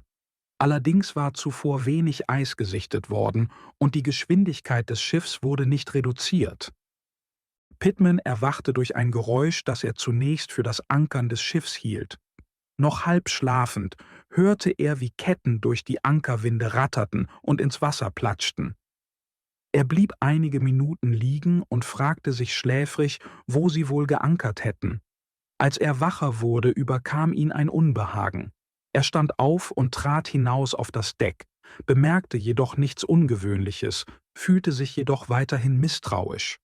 Er kehrte in seine Kabine zurück, um sich anzukleiden. Während er sich anzog, erschien Boxhall an der Tür und sagte: »Wir haben einen Eisberg gerammt, alter Junge, und die Lage sieht ziemlich ernst aus. Der Kapitän will alle Mann sofort an Deck. Du musst dich beeilen und rausgehen.« Nachdem Pittman geweckt und über die Situation informiert worden war, ging er unter Deck, um den Schaden zu begutachten. Zunächst überprüfte er das vordere Wellendeck, auf dem Eis verstreut lag, und den Vorsteven, fand dort jedoch nichts Auffälliges. Der eigentliche Schaden befand sich weiter achtern, und zu diesem Zeitpunkt hatte das Wasser noch nicht die Spitze des Schiffes erreicht. Auf dem Rückweg begegnete er außer Dienst befindlichen Heizern, die ihre Habseligkeiten trugen und sagten, ihre Quartiere würden überflutet. Diese Heizer halfen später, die Rettungsboote zu bemannen. Bei seiner weiteren Inspektion ging Pittman tiefer ins Schiff und sah, wie Wasser sichtbar in den Nummer-1-Laderaum strömte. Als er zurück an Deck kam, hatten die Vorbereitungen zum Aussetzen der Rettungsboote begonnen. Unter Murdochs Anweisungen half Pittman, die Boote vorzubereiten. Murdoch wies ihn dann an, das Kommando über eines der Boote zu übernehmen und sich achtern der Gangway bereitzuhalten. Obwohl er ungern das Schiff verließ, das von vielen immer noch als sicherer galt als die offene See, befolgte Pittman die Befehle. Sein Boot nahm etwa 40 Passagiere und 6 Besatzungsmitglieder auf. Kurz bevor das Boot herabgelassen wurde, beugte sich Murdoch vor, schüttelte Pittman die Hand und sagte mit einem Ton, der Pittman überraschte und den Ernst der Lage andeutete: »Leb wohl, alter Junge, und viel Glück!« Einmal im Wasser schloss sich Pittmans Rettungsboot anderen an, die auf dem sternenklaren Meer trieben. Unterdessen hatte Bruce Ismay, der geschäftsführende Direktor der White Star Line, eine völlig andere Perspektive. Wie viele andere wachte er auf, als die Maschinen stoppten. Nach einem Moment des Stillliegens ging er in den Gang, wo ihn ein Steward beruhigte und sagte, dass nichts Ungewöhnliches passiert sei. Unzufrieden mit dieser Antwort kehrte Ismay in seine Kabine zurück, zog sich einen Morgenmantel und Hausschuhe an und ging zur Brücke, um mit Kapitän Smith zu sprechen. Als er fragte, was geschehen sei, antwortete der Kapitän: »Wir haben einen Eisberg gerammt und führen alle notwendigen Maßnahmen durch. Wir bewerten den Schaden und haben bereits mit dem Senden von Notrufen begonnen.« Als Ismay nach dem Ausmaß des Schadens fragte, gab der Kapitän zu: »Es könnte schlimmer sein, als wir glauben möchten, oder so ernst, wie wir es akzeptieren müssen. Das ist schwer zu sagen. Schließlich ist dies die Titanic, ein Schiff, das dafür gebaut wurde, solche Situationen so gut wie möglich zu bewältigen. Ich tue alles, um den Schaden zu minimieren und mit so wenig Verlusten wie möglich durchzukommen.« Um mehr Klarheit zu gewinnen, suchte Ismay den Chefingenieur auf, der die Bedenken des Kapitäns wiederholte, jedoch die Hoffnung äußerte, dass die Pumpen das Schiff lange genug über Wasser halten könnten, bis Hilfe eintraf. Für Ismay war dies ein vernichtender Schlag für den Ruf seines Unternehmens. Die Titanic, das fortschrittlichste und angeblich unsinkbare Schiff aller Zeiten, war nun auf ihrer Jungfernfahrt außer Betrieb, oder noch schlimmer. Trotz seiner Qualen bemühte sich Ismay, die Passagiere zu beruhigen, indem er immer wieder das Wort unsinkbar betonte, obwohl Zweifel in seiner Stimme mitschwangen. Als die Rettungsboote zu Wasser gelassen wurden, half er mit, obwohl seine nervöse Haltung zu einem angespannten Austausch mit dem 5. Offizier Lowe führte. Ohne Ismay zu erkennen, forderte Lowe ihn schroff auf. Wenn Sie sich bitte sofort von diesem Bereich entfernen könnten, da Ihre Anwesenheit meine Fähigkeit, diese kritischen Aufgaben ordnungsgemäß auszuführen, erheblich behindert. Ismay zog sich still zurück und half später effektiver an einem anderen Boot, in dem er Frauen und Kinder in die Rettungsboote dirigierte. Ismay trug in dieser Nacht eine schwere Last, balancierend zwischen seinen inneren Qualen und der Verantwortung, so viele Leben wie möglich zu retten. Seine Bemühungen waren nicht ohne Fehler, aber sie zeigten seinen Versuch, seiner Pflicht unter unvorstellbarem Druck gerecht zu werden. Unter Deck, in den Maschinenräumen und Kohlebunkern, arbeiteten die Besatzungsmitglieder mit außergewöhnlichem Mut weiter. Die vorderen Kohlebunker waren etwa eine Stunde nach der Kollision überflutet, doch die Schotts hielten länger als erwartet. Die Türen zu den hinteren Abteilen hinter Nummer 4 wurden manuell wieder geöffnet, nachdem sie von der Brücke aus verschlossen worden waren, um dem technischen Personal Bewegungsfreiheit zu geben. Wasser sickerte allmählich durch diese Bereiche, aber selbst als die Hoffnung, das Schiff zu retten, schwand, blieben die Besatzungsmitglieder an ihren Posten. Sie arbeiteten unermüdlich daran, die Feuer in den Kesseln zu löschen, um Explosionen zu verhindern, wenn das Wasser sie erreichte. Andere hielten die Pumpen in Gang und sorgten dafür, dass die Beleuchtung und die drahtlosen Signale weiterhin funktionierten. Selbst als das kalte, schwarze Wasser um sie herum anstieg, setzten sie ihre Arbeit fort, bis die Maschinenräume vollständig überflutet waren und nur noch das Notstromaggregat die verbleibenden Lichter mit Energie versorgte. Keiner der Männer aus dem Maschinenraum wurde jemals lebend wieder gesehen. An Deck wandelte sich die Stimmung von Verleugnung zu Resignation. Passagiere, die sich geweigert hatten, sich anzuziehen und an Deck zu kommen, begriffen nun das unausweichliche Schicksal des Schiffes. Einige waren zuvor sogar in ihre Kabinen zurückgekehrt, überzeugt davon, dass die Warnungen übertrieben seien. Doch jetzt, da das Wasser immer höher an der Schiffswand emporkletterte, war die Wahrheit nicht mehr zu leugnen. Die Titanic fühlte sich zwar weiterhin stabil unter den Füßen an, doch es entstand der unheimliche Eindruck, nicht das Schiff sinke, sondern das Meer steige unaufhaltsam um sie herum. Die letzten Momente an Bord waren von beklemmender Intensität. Die Bordkapelle spielte weiter, ein bewegender Hintergrund für die gespenstische Szenerie.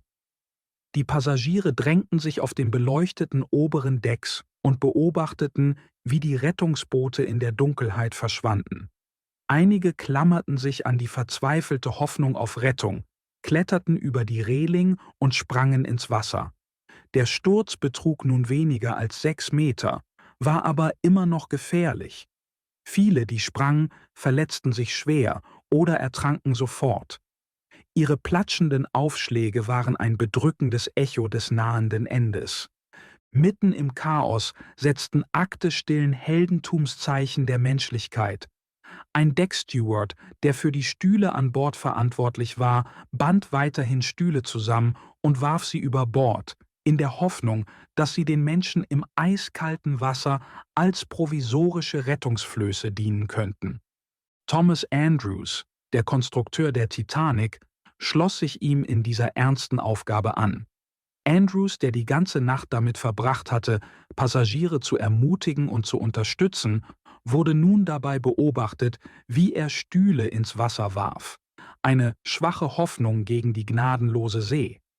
Sein letztes Handeln war von unerschütterlicher Entschlossenheit geprägt. Ein tragisches, aber tief bewegendes Symbol von Hingabe und Selbstlosigkeit, während das Schiff, das er gebaut hatte, sich auf sein Schicksal vorbereitete. Das letzte klappbare Rettungsboot wurde hastig auf dem oberen Deck vorbereitet, doch es standen keine erfahrenen Seeleute zur Verfügung, um mit den komplizierten Mechanismen umzugehen. In ihrer Verzweiflung versuchten ungeschulte Hände, das Boot über die Reling zu schieben, um es als provisorisches Floß zu nutzen. Zur gleichen Zeit hatten sich viele Besatzungsmitglieder, darunter Stewards und Matrosen, in der Bar versammelt, wo Whisky großzügig an alle ausgeschenkt wurde, die darum baten. Dennoch zogen es die meisten instinktiv vor, nicht in geschlossenen Räumen zu bleiben, sondern draußen auf dem offenen Deck zu verharren. Aus der Sicherheit der Rettungsboote, die bereits abgetrieben waren, konnten die Beobachter sehen, dass das Ende der Titanic nahte. Der Bug war vollständig untergetaucht und die vorderen Decks standen unter Wasser. Das Heck, noch über die See erhoben, begann sich bedrohlich zu neigen. Die einst stolze Mittelstruktur des Schiffes war tief gesunken und die überfluteten Decks waren voller Menschen, die sich weiter nach Achtern bewegten, um Sicherheit zu suchen. Das Schiff blieb weiterhin hell erleuchtet. Ihre Lichter warfen ein gespenstisches Glühen über das Wasser und leise Musikklänge trugen sich über das Meer. Die Kapelle, die ihre Anweisungen befolgte, spielte nicht mehr die lebhaften Ragtime-Melodien von zuvor, sondern nun eine feierliche, ergreifende Hymne. Für die Frauen in den Rettungsbooten war der Anblick des beleuchteten, sinkenden Schiffs ein herzzerreißender Schmerz. Viele wussten, dass ihre Ehemänner, Brüder oder Väter noch an Bord waren, irgendwo in der schwindenden Menge, die dem Unausweichlichen entgegensah. Machtlos zu helfen, weinten sie und flehten die Besatzungen der Rettungsboote an, zurückzukehren, um ihre Liebsten zu retten. Ihre verzweifelten Schreie hallten über das eisige Wasser, doch die Seeleute, die Angst hatten, von dem sinkenden Schiff mit in die Tiefe gerissen zu werden, weigerten sich, das Risiko einzugehen, näher heranzufahren. Alles, was sie tun konnten, war zu warten, zitternd in der kalten Nacht, und die letzten Momente des riesigen Dampfers zu beobachten, hilflos angesichts der sich entfaltenden Tragödie. Kapitel 10 – Der Abstieg in den ewigen Schlaf. Das Ende, als es schließlich kam, war ebenso allmählich und unausweichlich wie jeder Moment seit der Kollision. Genauso wie es keinen einzigen Augenblick gab, in dem alle an Bord der Titanic die Gefahr vollständig erfassten oder akzeptierten, dass sie dem Untergang geweiht war, gab es keinen klaren Moment, in dem die Zurückgebliebenen sagen konnten: Sie ist fort. Zunächst war die Brücke, auf der Kapitän Smith stand, lediglich nass, während Wellen dagegen schlugen. Doch dann spülte eine größere Welle über die Brücke und riss den Kapitän kurzzeitig mit sich fort. Er kämpfte sich zurück und nahm wieder seinen Platz ein, nun knietief im Wasser stehend. Der Kapitän sagte: »Jungs, ihr habt alles Menschenmögliche getan, und es gibt nichts mehr, was wir jetzt noch tun können. Rettet euch, solange ihr noch könnt, und möge Gott mit euch sein.« In der Nähe stand ein Heizer und herzzerreißend auch zwei kleine, unbegleitete Kinder. Der Heizer griff nach einem der Kinder, der Kapitän nach dem anderen, und eine weitere Welle hob sie vom Deck und trug sie ins Meer.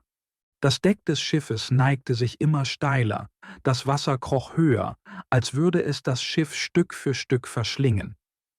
Die Zurückgebliebenen, die nun von der Todesangst ergriffen waren, rannten zum Heck, in dem verzweifelten Versuch, dem vorrückenden Meer zu entkommen. Plötzlich begann das Heck des Schiffes aus dem Wasser zu steigen. Langsam und unheimlich hob sich das hintere Ende in die Luft, ragte wie ein riesiger schwarzer Schatten vor den Sternen über dem Ozean. Diejenigen, die sich am Heck festklammerten, wurden schwindelerregend hochgehoben. Einige hielten sich noch fest. Andere rutschten und glitten die glatten Decks hinunter ins eiskalte Meer. Für das, was sich wie eine Ewigkeit anfühlte, Schätzungen reichen von 2 bis 5 Minuten, hing das Heck in der Luft, schwebend zwischen Himmel und Wasser. Einige Passagiere, die glaubten, das Ende sei gekommen, sprangen ins Meer. Platsch um Platsch hallte es, als Menschen wie verstreute Blätter in den eisigen Abgrund fielen. Die Rettungsboote, die inzwischen auf Distanz waren, hielten Passagiere, die nur hilflos und voller Entsetzen zuschauen konnten. Von ihrem Aussichtspunkt aus sahen sie das beleuchtete Heck der Titanic, ein seltsames und glühendes Gespenst vor dem dunklen Himmel. Sie beobachteten winzige Gestalten, jedes ein menschliches Leben, die rutschten oder sprangen und ins Wasser stürzten. Sie hörten ein tiefes, grollendes Dröhnen, als die riesigen Maschinen des Schiffes sich aus ihren Stahlhalterungen lösten und durch die Decks krachten. Funken flogen wie goldener Regen aus einem der Schornsteine, als dieser mit einem donnernden Schlag ins Meer fiel, die darunter befindlichen Menschen erdrückte und nahegelegene Rettungsboote ins Wanken brachte. Explosionen zerrissen die Nacht, als Stahlwände nachgaben und Decks unter dem Druck zusammenbrachen. Die Lichter flackerten einmal auf und erloschen dann für immer. In einer letzten, langsamen und zielgerichteten Bewegung stürzte die Titanic wie ein verwundetes Geschöpf in die Wellen. Das große Schiff verschwand in den eisigen Tiefen und ließ nur ein wirbelndes Meer zurück. Es gab keinen großen Strudel, wie einige befürchtet hatten, aber der Ozean war lebendig mit Strömungen, Blasen und Trümmern. Rauch, Dampf und Asche stiegen aus der Tiefe empor, und die Oberfläche war übersät mit dunklen, treibenden Formen, Überresten des Schiffes und der vielen Leben, die es getragen hatte.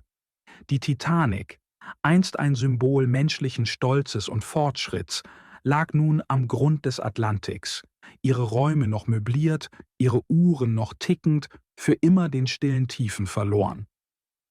Als die Titanic sank und das Chaos der Wellen allmählich verebbte, begann eine noch qualvollere Prüfung. Die umgebenden Rettungsboote waren gefüllt mit entsetzten Passagieren, die die verzweifelten Schreie aus den dunklen Wassern hörten. Ein furchtbares, kollektives Wehklagen aus Stöhnen, Schreien und flehentlichen Hilferufen hallte über das Meer, während hunderte Menschen im eisigen Wasser ums Überleben kämpften. Die Menschen in den Rettungsbooten, gepeinigt vom Klang der Stimmen von Freunden und Angehörigen, wagten es nicht zurückzukehren, aus Angst überrannt zu werden. Sie konnten nichts anderes tun, als zu sitzen, zuzuhören und zu hoffen, dass die Qual schnell enden würde. Doch das tat sie nicht. Viele Überlebende klammerten sich an treibende Trümmer, zerbrochene Teile des Schiffes oder verstreutes Wrackgut. Einige hielten sich nur kurz fest, bevor sie dem eisigen Wasser erlagen, während andere länger durchhielten und verzweifelt um Hilfe riefen. Von den Rettungsbooten wagte es nur eines zurückzukehren. 5. Offizier Lowe, der zuvor Passagiere auf andere Boote verteilt hatte, kehrte mit einer kleinen Crew zu den Überresten zurück. Sie ruderten in ein Meer, das so dicht mit Körpern und Trümmern bedeckt war, dass es schwierig war, sich zu bewegen. Einmal benötigten sie fast 30 Minuten, um einen Mann zu erreichen, der sich nur 15 Meter entfernt an einem Teil der Treppe festklammerte. Die Ruder stießen ständig gegen leblose Körper. Das eisige Wasser hatte die meisten Schwimmer schnell betäubt und dahingerafft, doch einige kräftige Stimmen riefen weiterhin verzweifelt nach Rettung. Einige Überlebende kämpften heldenhaft gegen die Umstände an. Ein zusammenklappbares Boot, das sich noch in gefaltetem Zustand befand, war von einer Welle kurz vor dem Untergang der Titanic vom Schiff gespült worden. Obwohl es nicht vollständig geöffnet war, ließ sein Auftrieb es wie ein Floß treiben und bot jenen Unterstützung, die es schafften, sich darauf zu retten. 2. Offizier Lightoller, der beim Sinken des Schiffes ins Wasser gesprungen war, wurde tief unter Wasser gesogen und gegen ein Gitter über dem Abzug der Schiffsausblasung gepresst. Eine Explosion schleuderte ihn an die Oberfläche, doch das zurückströmende Wasser zog ihn erneut in die Tiefe. Schließlich tauchte er nahe dem zusammenklappbaren Boot wieder auf und klammerte sich daran, um zu überleben. Augenblicke später sah er, wie der riesige Schornstein des Schiffes ins Wasser stürzte und viele nahegelegene Schwimmer erschlug. Schließlich wurde Lightoller von einem anderen Rettungsboot gerettet. Auch Funker Bright wurde in das zusammenklappbare Boot verwickelt. Er wurde ins Wasser gespült, als das Schiff unterging, und fand sich unter dem Boot gefangen, kämpfend, um zu entkommen. Nach einem verzweifelten Kampf schaffte er es, auf das Floß zu klettern, wo bereits 5 oder 6 weitere Überlebende Zuflucht gefunden hatten. Gelegentlich erreichte ein weiterer Schwimmer, stärker als die meisten, das Boot und wurde an Bord geholfen. Tragischerweise starben einige kurz nach ihrer Rettung. Als schließlich Hilfe eintraf, lagen 4 Leichen leblos auf dem Floß. Ein anderes gekentertes Rettungsboot trieb in der Nähe mit 6 Männern, die wackelig auf seinem Kiel balancierten. Mehr konnte das Boot in diesem Zustand nicht tragen. Unter den Überlebenden, die im eisigen Wasser kämpften, war auch Caldwell, ein Passagier der 2. Klasse. Fast 1 Stunde lang hatte er zwischen leblosen Körpern geschwommen, seine Kraft ließ nach und seine Hoffnung schwand. Er entdeckte eine Kiste, an der ein anderer Mann hing, und schwamm hinüber. Hält sie uns beide aus? Ich weiß nicht, wie lange ich noch weiter schwimmen kann. Der Mann, der bemerkenswert selbstlos handelte, antwortete: Greif zu und versuch es, mein Freund. In dieser dunkelsten Stunde stellen wir uns dem, was kommt, ob es Leben oder Tod bringt. In dieser Nacht sind wir alle Brüder in diesen Gewässern. Beide Männer klammerten sich an die Kiste und nutzten sie, um über Wasser zu bleiben, bis sie das gekenterte Rettungsboot erreichten, wo sie auf dessen Kiel gezogen wurden. Kurz darauf näherte sich ein weiterer Schwimmer dem Boot und flehte um Hilfe. Doch das kleine, umgestürzte Rettungsboot war bereits überladen, seine Kapazität bis an die Grenze ausgeschöpft. Eine weitere Person aufzunehmen, hätte das Boot zum Kentern gebracht und alle an Bord gefährdet. Schweren Herzens mussten sie ihm die Hilfe verweigern. Der Mann sagte mit einer Stimme voller Entschlossenheit: In Ordnung, meine Freunde, ich verstehe. Lebt wohl und möge Gottes Segen mit jedem von euch in den kommenden Stunden und Tagen sein. Vielleicht sehen wir uns an einem besseren Ort wieder. Mit diesen letzten Worten verschwand er unter den eisigen Wellen. Kapitän Smith, der zuvor von der Brücke gespült worden war, als das Schiff sank, tauchte noch einmal im Wasser auf. Immer noch hielt er ein Kind in den Armen und kämpfte verzweifelt gegen die Kälte und die Wellen an. Seine einzige Sorge schien das Überleben des Kindes zu sein. Er erreichte ein nahegelegenes Rettungsboot und rief: »Nehmt das Kind!« Hände streckten sich ihm entgegen und hoben das Kind in Sicherheit. Als die Retter versuchten, auch den Kapitän an Bord zu ziehen, wehrte er dies ab und schüttelte ihre Hilfe ab. Kurz hielt er sich am Rand des Bootes fest und fragte: »Was ist aus Murdoch geworden?« Als man ihm sagte, Murdoch sei gestorben, sagte Kapitän Smith nur: »Lasst mich los!« Er ließ das Boot los, schwamm zurück in Richtung des sinkenden Schiffes und verschwand schließlich in den dunklen Wassern. Ohne Schwimmweste und ohne den Willen, gerettet zu werden, war klar, dass Kapitän Smith bis zum Ende bei seinem Schiff bleiben wollte.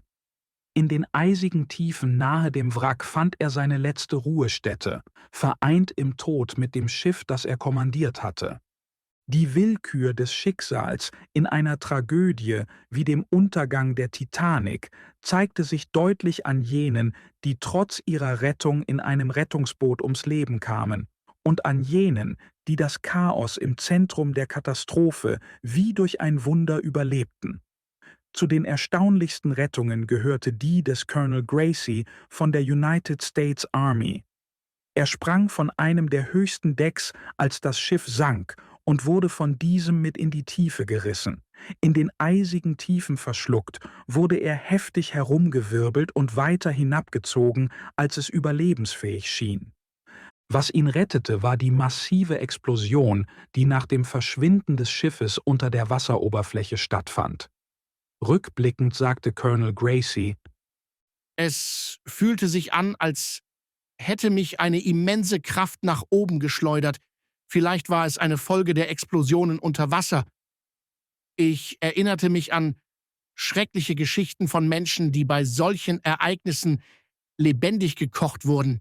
Mein Geist war erfüllt von unzähligen Gedanken an Zuhause, an geliebte Menschen, als ob meine Seele sich verabschieden wollte. Immer wieder betete ich um ein Wunder, obwohl ich sicher war, dass mein Leben endete. Den Atem anzuhalten war qualvoll, und er wusste, dass ein Fehler den Tod bedeuten würde. Mit all seiner verbliebenen Kraft kämpfte er sich zur Oberfläche. Der Weg schien endlos, doch schließlich durchbrach er die Wasseroberfläche und sog die kalte Nachtluft ein. Um ihn herum lag nichts als der dunkle Ozean, übersät mit Trümmern und den verzweifelten Schreien sterbender Männer und Frauen. Er klammerte sich an verschiedene Trümmerteile, von einem zum nächsten, bis er schließlich ein gekentertes Rettungsboot erreichte. Das Boot, bereits überladen, wurde gefährlich instabil, als weitere Überlebende versuchten, an Bord zu klettern. Irgendwann mussten sie Menschen abweisen. Gracie sagte: Das war die herzzerreißendste und schrecklichste Szene von allen. Die verzweifelten Schreie derjenigen, die wir abweisen mussten, hallen immer noch in meinen Ohren wieder. Ich werde sie für immer mit mir tragen. Wir riefen jedem Schwimmer zu: Haltet euch an irgendetwas fest. Einer mehr wird uns alle zum Kentern bringen. Viele, die abgewiesen wurden, nahmen ihr Schicksal mit erstaunlicher Würde an. Einige riefen: Viel Glück, Gott segne euch, bevor sie unter den Wellen verschwanden. Trotz der Kälte und des Chaos hielten die Überlebenden auf dem Floß an der Hoffnung fest. In der Ferne sahen sie Lichter, darunter grüne Leuchtsignale, die sie später als Zeichen eines anderen Rettungsbootes erkannten. Die ganze Nacht über spülten Wellen über das fragile Floß, tauchten es immer wieder unter, doch sie hielten durch, getragen von der schwachen Hoffnung auf Rettung. Um 2:20 Uhr morgens verschwand die Titanic unter der Wasseroberfläche, nur 2 Stunden und 40 Minuten nach der Kollision mit dem Eisberg. In den nächsten 2 Stunden trieben die Rettungsboote ziellos im kalten, dunklen Meer. Einige gruppierten sich in Dreier- oder Viererformationen, andere trieben allein. Die Überlebenden ertrugen jede Art von Not, obwohl ihr körperliches Leiden im Vergleich zu der geistigen Qual, die sie durch das Erlebte empfanden, gering schien. Viele Boote waren größtenteils mit Frauen besetzt, während Heizer und Stewards, die ungewohnt mit den Rudern waren, sich abmühten. Doch inmitten der Verzweiflung zeigten sich auch Momente von Heldentum. Frauen griffen zu den Rudern, wo Männer zu wenige oder unfähig waren zu helfen. Die Countess of Rhodes stach als Anführerin hervor, übernahm das Kommando über ihr Boot und ruderte die ganze Nacht hindurch unermüdlich. Die meisten wussten nicht, wohin sie fuhren. Einige hatten beim Untergang der Titanic Lichter gesehen und versuchten darauf zuzurudern, doch die Lichter verschwanden. Viele folgten einfach einem Boot, das grüne Leuchtsignale trug, und nutzten es als Orientierungspunkt. Ein Mann mit einer kleinen Taschenlampe gab gelegentlich Signale über das Wasser hinweg, ein schwacher Hoffnungsschimmer in der Dunkelheit. Nicht alle Boote waren mit Nahrung oder Wasser ausgestattet. Viele Frauen trugen noch ihre Nachthemden und einige Männer hatten noch ihre Abendgarderobe an. Die bittere Kälte setzte allen zu, doch das Meer blieb ruhig, ohne Wind, der ihr Leid verschlimmern konnte. Mit der Zeit begannen die Sterne zu verblassen. Die Dunkelheit wich und die ersten Anzeichen von Tageslicht offenbarten den weiten, leeren Ozean. Allmählich wurden die Boote sichtbar, verstreut über das stille Wasser, zusammen mit Trümmerteilen. Inzwischen waren sie vom schrecklichen Ort des Untergangs abgetrieben und nur noch wenige Körper trieben im Wasser. Das Meer, glatt wie Öl, wechselte von Grau zu einem tiefen Blau, als das Licht stärker wurde. Im Osten färbte sich der Himmel rot, dann orange und schließlich golden, während die Schönheit eines atlantischen Morgens vor Augen erschien, die von unvorstellbaren Schrecken gezeichnet waren. Das Licht malte die Wellen in Schattierungen von Rosa, Safran und Gold. Inmitten dieser prächtigen Morgendämmerung erschien ein kleiner Punkt am Horizont. Er wuchs zu einem Fleck, dann zu einer Form und schließlich wurde der rot-schwarze Schornstein eines Dampfers sichtbar. Ein Schiff, das Rettung und die Aussicht auf Sicherheit für die erschöpften, erfrorenen Überlebenden brachte. Kapitel 11 – Die Nachwirkungen einer Katastrophe. Durch die Kraft der drahtlosen Kommunikation wurden Schiffe aus dem gesamten Nordatlantik mobilisiert, nachdem der Notruf der Titanic um Mitternacht gesendet worden war. Kapitäne erhielten dringende Nachrichten, änderten ihren Kurs, während Ingenieure ihre Heizer antrieben, härter zu arbeiten. Mehr Kohle bedeutete mehr Dampf, mehr Geschwindigkeit und die Chance, Leben zu retten. Selbst Schiffe, die zu weit entfernt oder zu schwach motorisiert waren, um rechtzeitig zu helfen, steuerten die von den Funkern der Titanic übermittelten Koordinaten an. Einige Schiffe, hunderte Meilen entfernt, empfingen den Ruf und reagierten wie die Parisian, die 500 Meilen entfernt ihren Kurs änderte und nach Norden dampfte. Doch selbst in diesem Wunder der Kommunikation gab es Tragödien. Die Californian, nur 17 Meilen von der Titanic entfernt, hätte rechtzeitig eintreffen und alle retten können. Ihr Funker hatte jedoch seine Ausrüstung für die Nacht abgeschaltet und war taub gegenüber den verzweifelten Rufen der Titanic. Derweil hörten Schiffe wie die Virginian, Olympic und Baltic den Notruf und machten sich auf den Weg. Während der Funker der Titanic unermüdlich Nachrichten sendete, fing die Küstenstation in Cape Race, 270 Meilen entfernt, die Notsignale auf und leitete die Nachricht an Schiffe, Regierungsschlepper und Dampfer in nahegelegenen Häfen weiter, um den Alarm möglichst breit zu streuen. Die Carpathia und die Virginian gehörten zu den nächstgelegenen Schiffen, die ihre Routen änderten und ihre Maschinen bis an die Belastungsgrenze trieben. Trotz der Dringlichkeit kosteten Verzögerungen wertvolle Zeit. Die Frankfurt antwortete nach einer frustrierenden Verzögerung von 1,5 Stunden schließlich um 1:35 Uhr. Wir fahren jetzt zu Ihnen. Um 1:41 Uhr sendete die Titanic ein düsteres Update an die Olympic. CQD, Kessel überflutet. Die Olympic fragte, sind bereits Boote in ihrer Nähe? Doch es kam keine Antwort mehr. Ermutigende Nachrichten kamen von anderen Schiffen herein. Wir kommen, signalisierte die Birma, nur 50 Meilen entfernt. Doch dann herrschte Stille. Der stetige Rhythmus der Funksprüche der Titanic war verstummt. Männer in Funkräumen quer über den Atlantik, die aufmerksam lauschten, erkannten mit Schrecken, dass die Stimme der Titanic verstummt war. Die Birma meldete an die Olympic: Jetzt alles ruhig. Die einzigen Geräusche im weiten Ozean waren die dröhnenden Motoren und die schneidenden Rümpfe eines Dutzends Schiffe, die auf die letzte bekannte Position des großen Liners zusteuerten, der nun in den eisigen Tiefen versunken war. Kapitän Rostron der Carpathia wusste, dass sein Schiff wahrscheinlich eines der ersten sein würde, das den Standort der Titanic erreichte. Gegen Mitternacht am Sonntag bemerkten die Passagiere der Carpathia ungewöhnliche Aktivitäten. Das Schiff änderte seinen Kurs und die Ruhe der Nacht wich geschäftigem Treiben. Die Maschinen, bis an ihre Grenze belastet, erzeugten eine starke Vibration, während der Dampfdruck erhöht wurde. Der Chefsteward organisierte seine Mannschaft, um Sandwiches und heiße Getränke vorzubereiten, während das heiße Wasser in Kabinen und Badezimmern abgestellt wurde, um jede verfügbare Energie in die Maschinen zu leiten. Die Carpathia befand sich fast 70 Meilen von der Titanic entfernt, als sie ihren Kurs nach Norden änderte. Nach über 4 Stunden rasender Fahrt durch die Nacht erschien bei Morgengrauen das erste Rettungsboot am Horizont.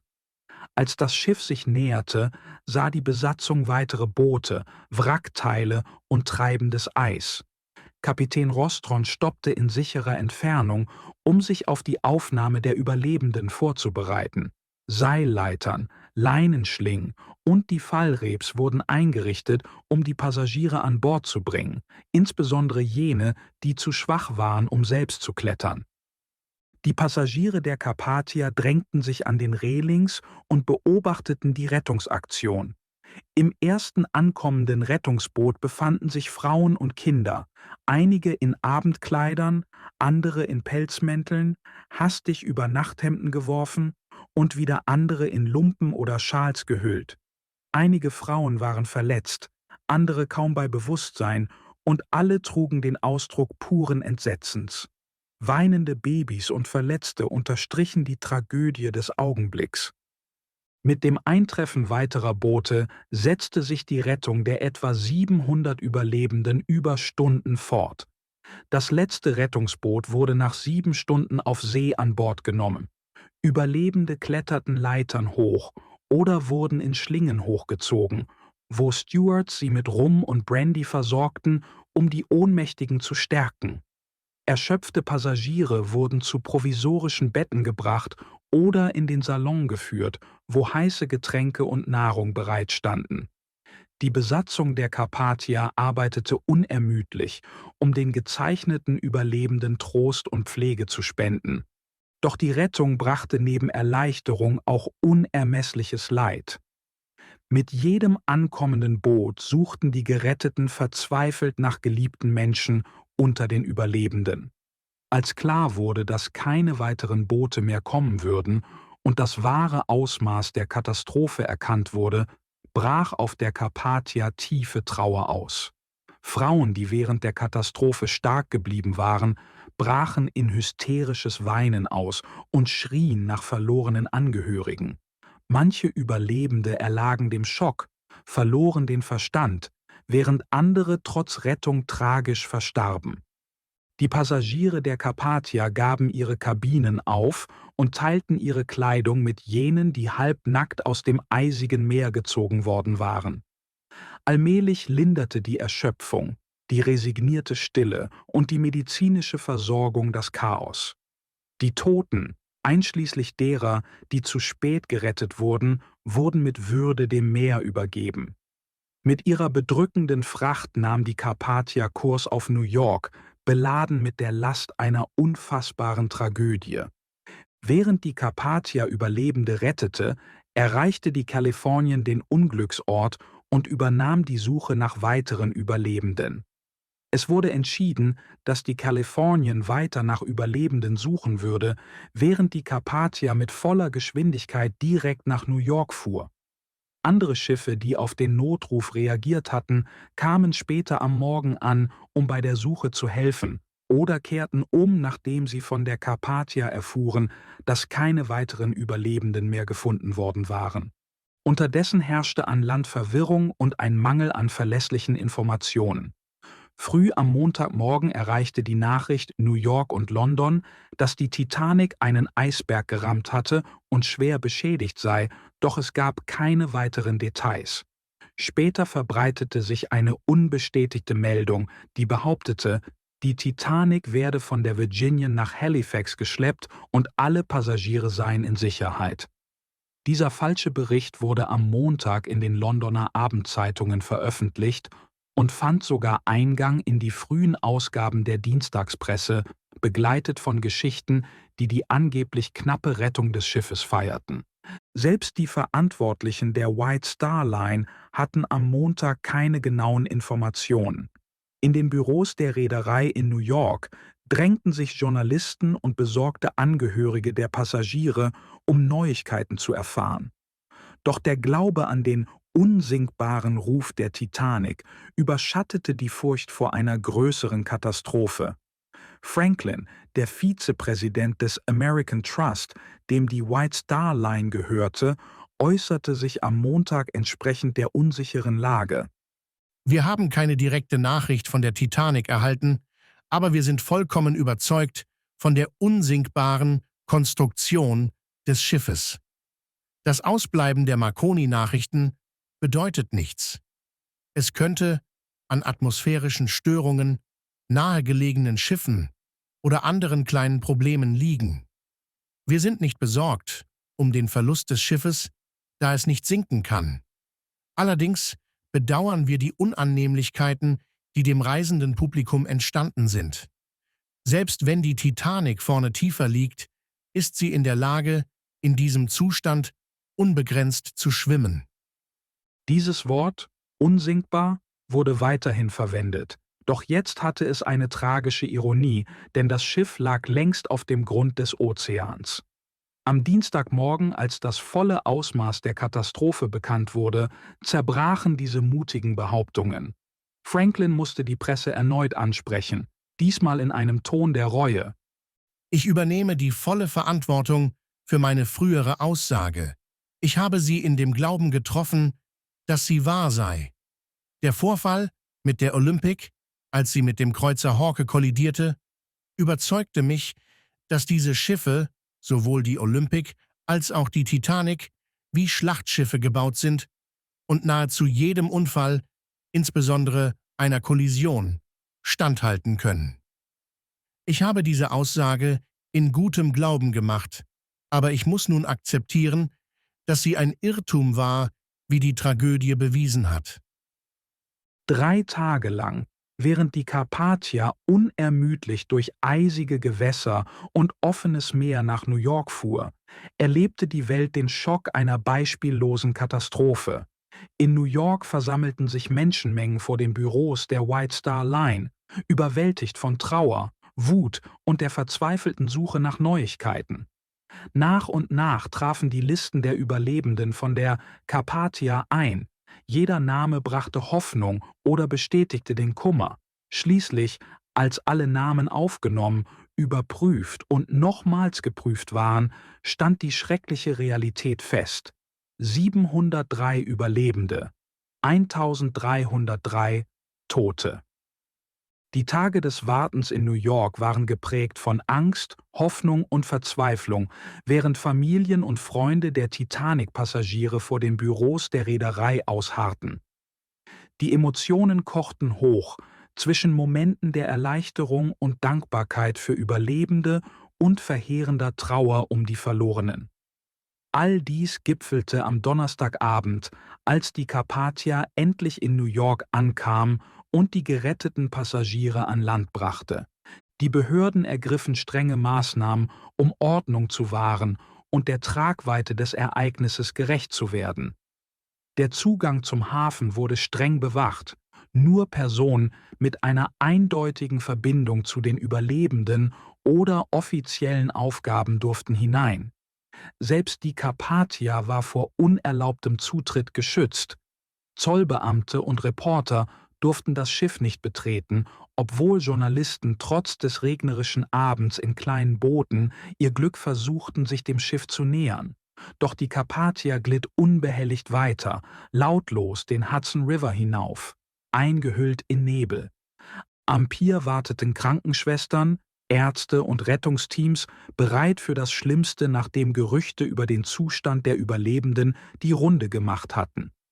In den Tagen vor der Ankunft des Schiffes hatten die Frauen von New York eine beeindruckende Hilfsaktion organisiert.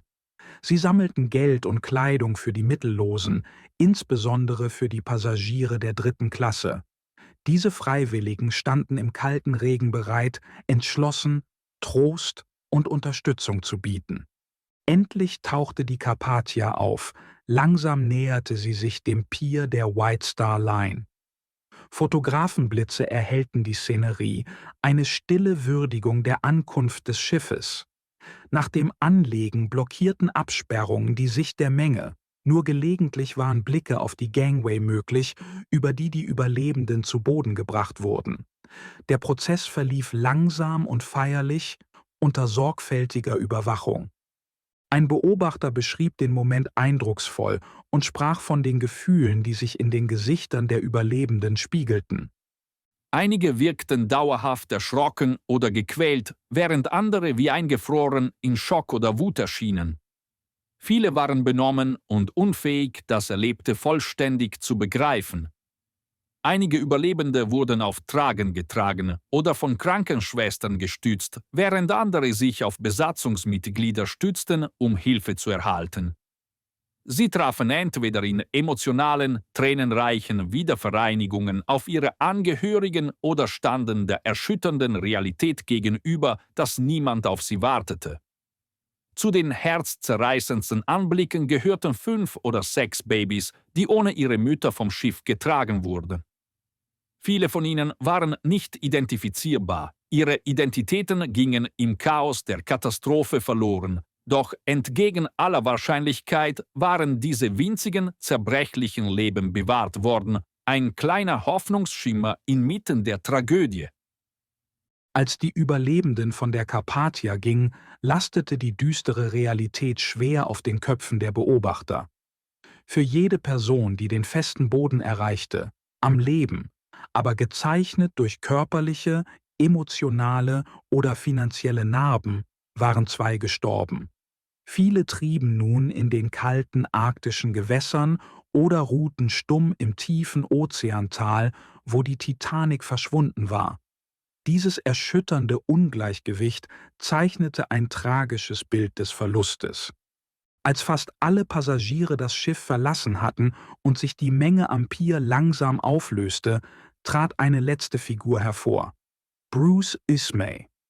Erschöpft und von Trauer gezeichnet, trug Ismay eine einzigartige und schwere Last. Als Gesicht hinter der Schaffung der Titanic wurde er zum Symbol für all den Stolz und Ehrgeiz, die das großartige Schiff ins Leben gerufen hatten. Obwohl er überlebt hatte, trug er die Trauer und die Vorwürfe zahlloser anderer.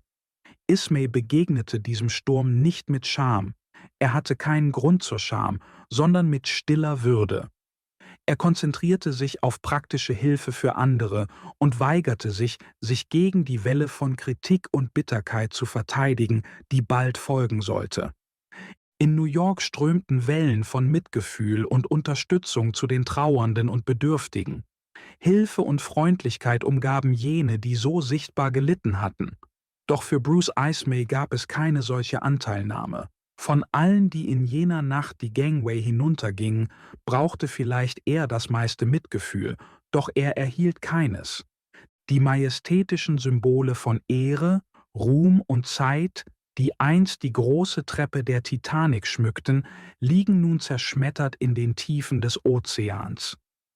Während die Zeit für die 1500 verlorenen Seelen stehen blieb, leben Ehre und Ruhm durch ihr Opfer weiter und offenbaren Eigenschaften jenseits menschlicher Vorstellungskraft.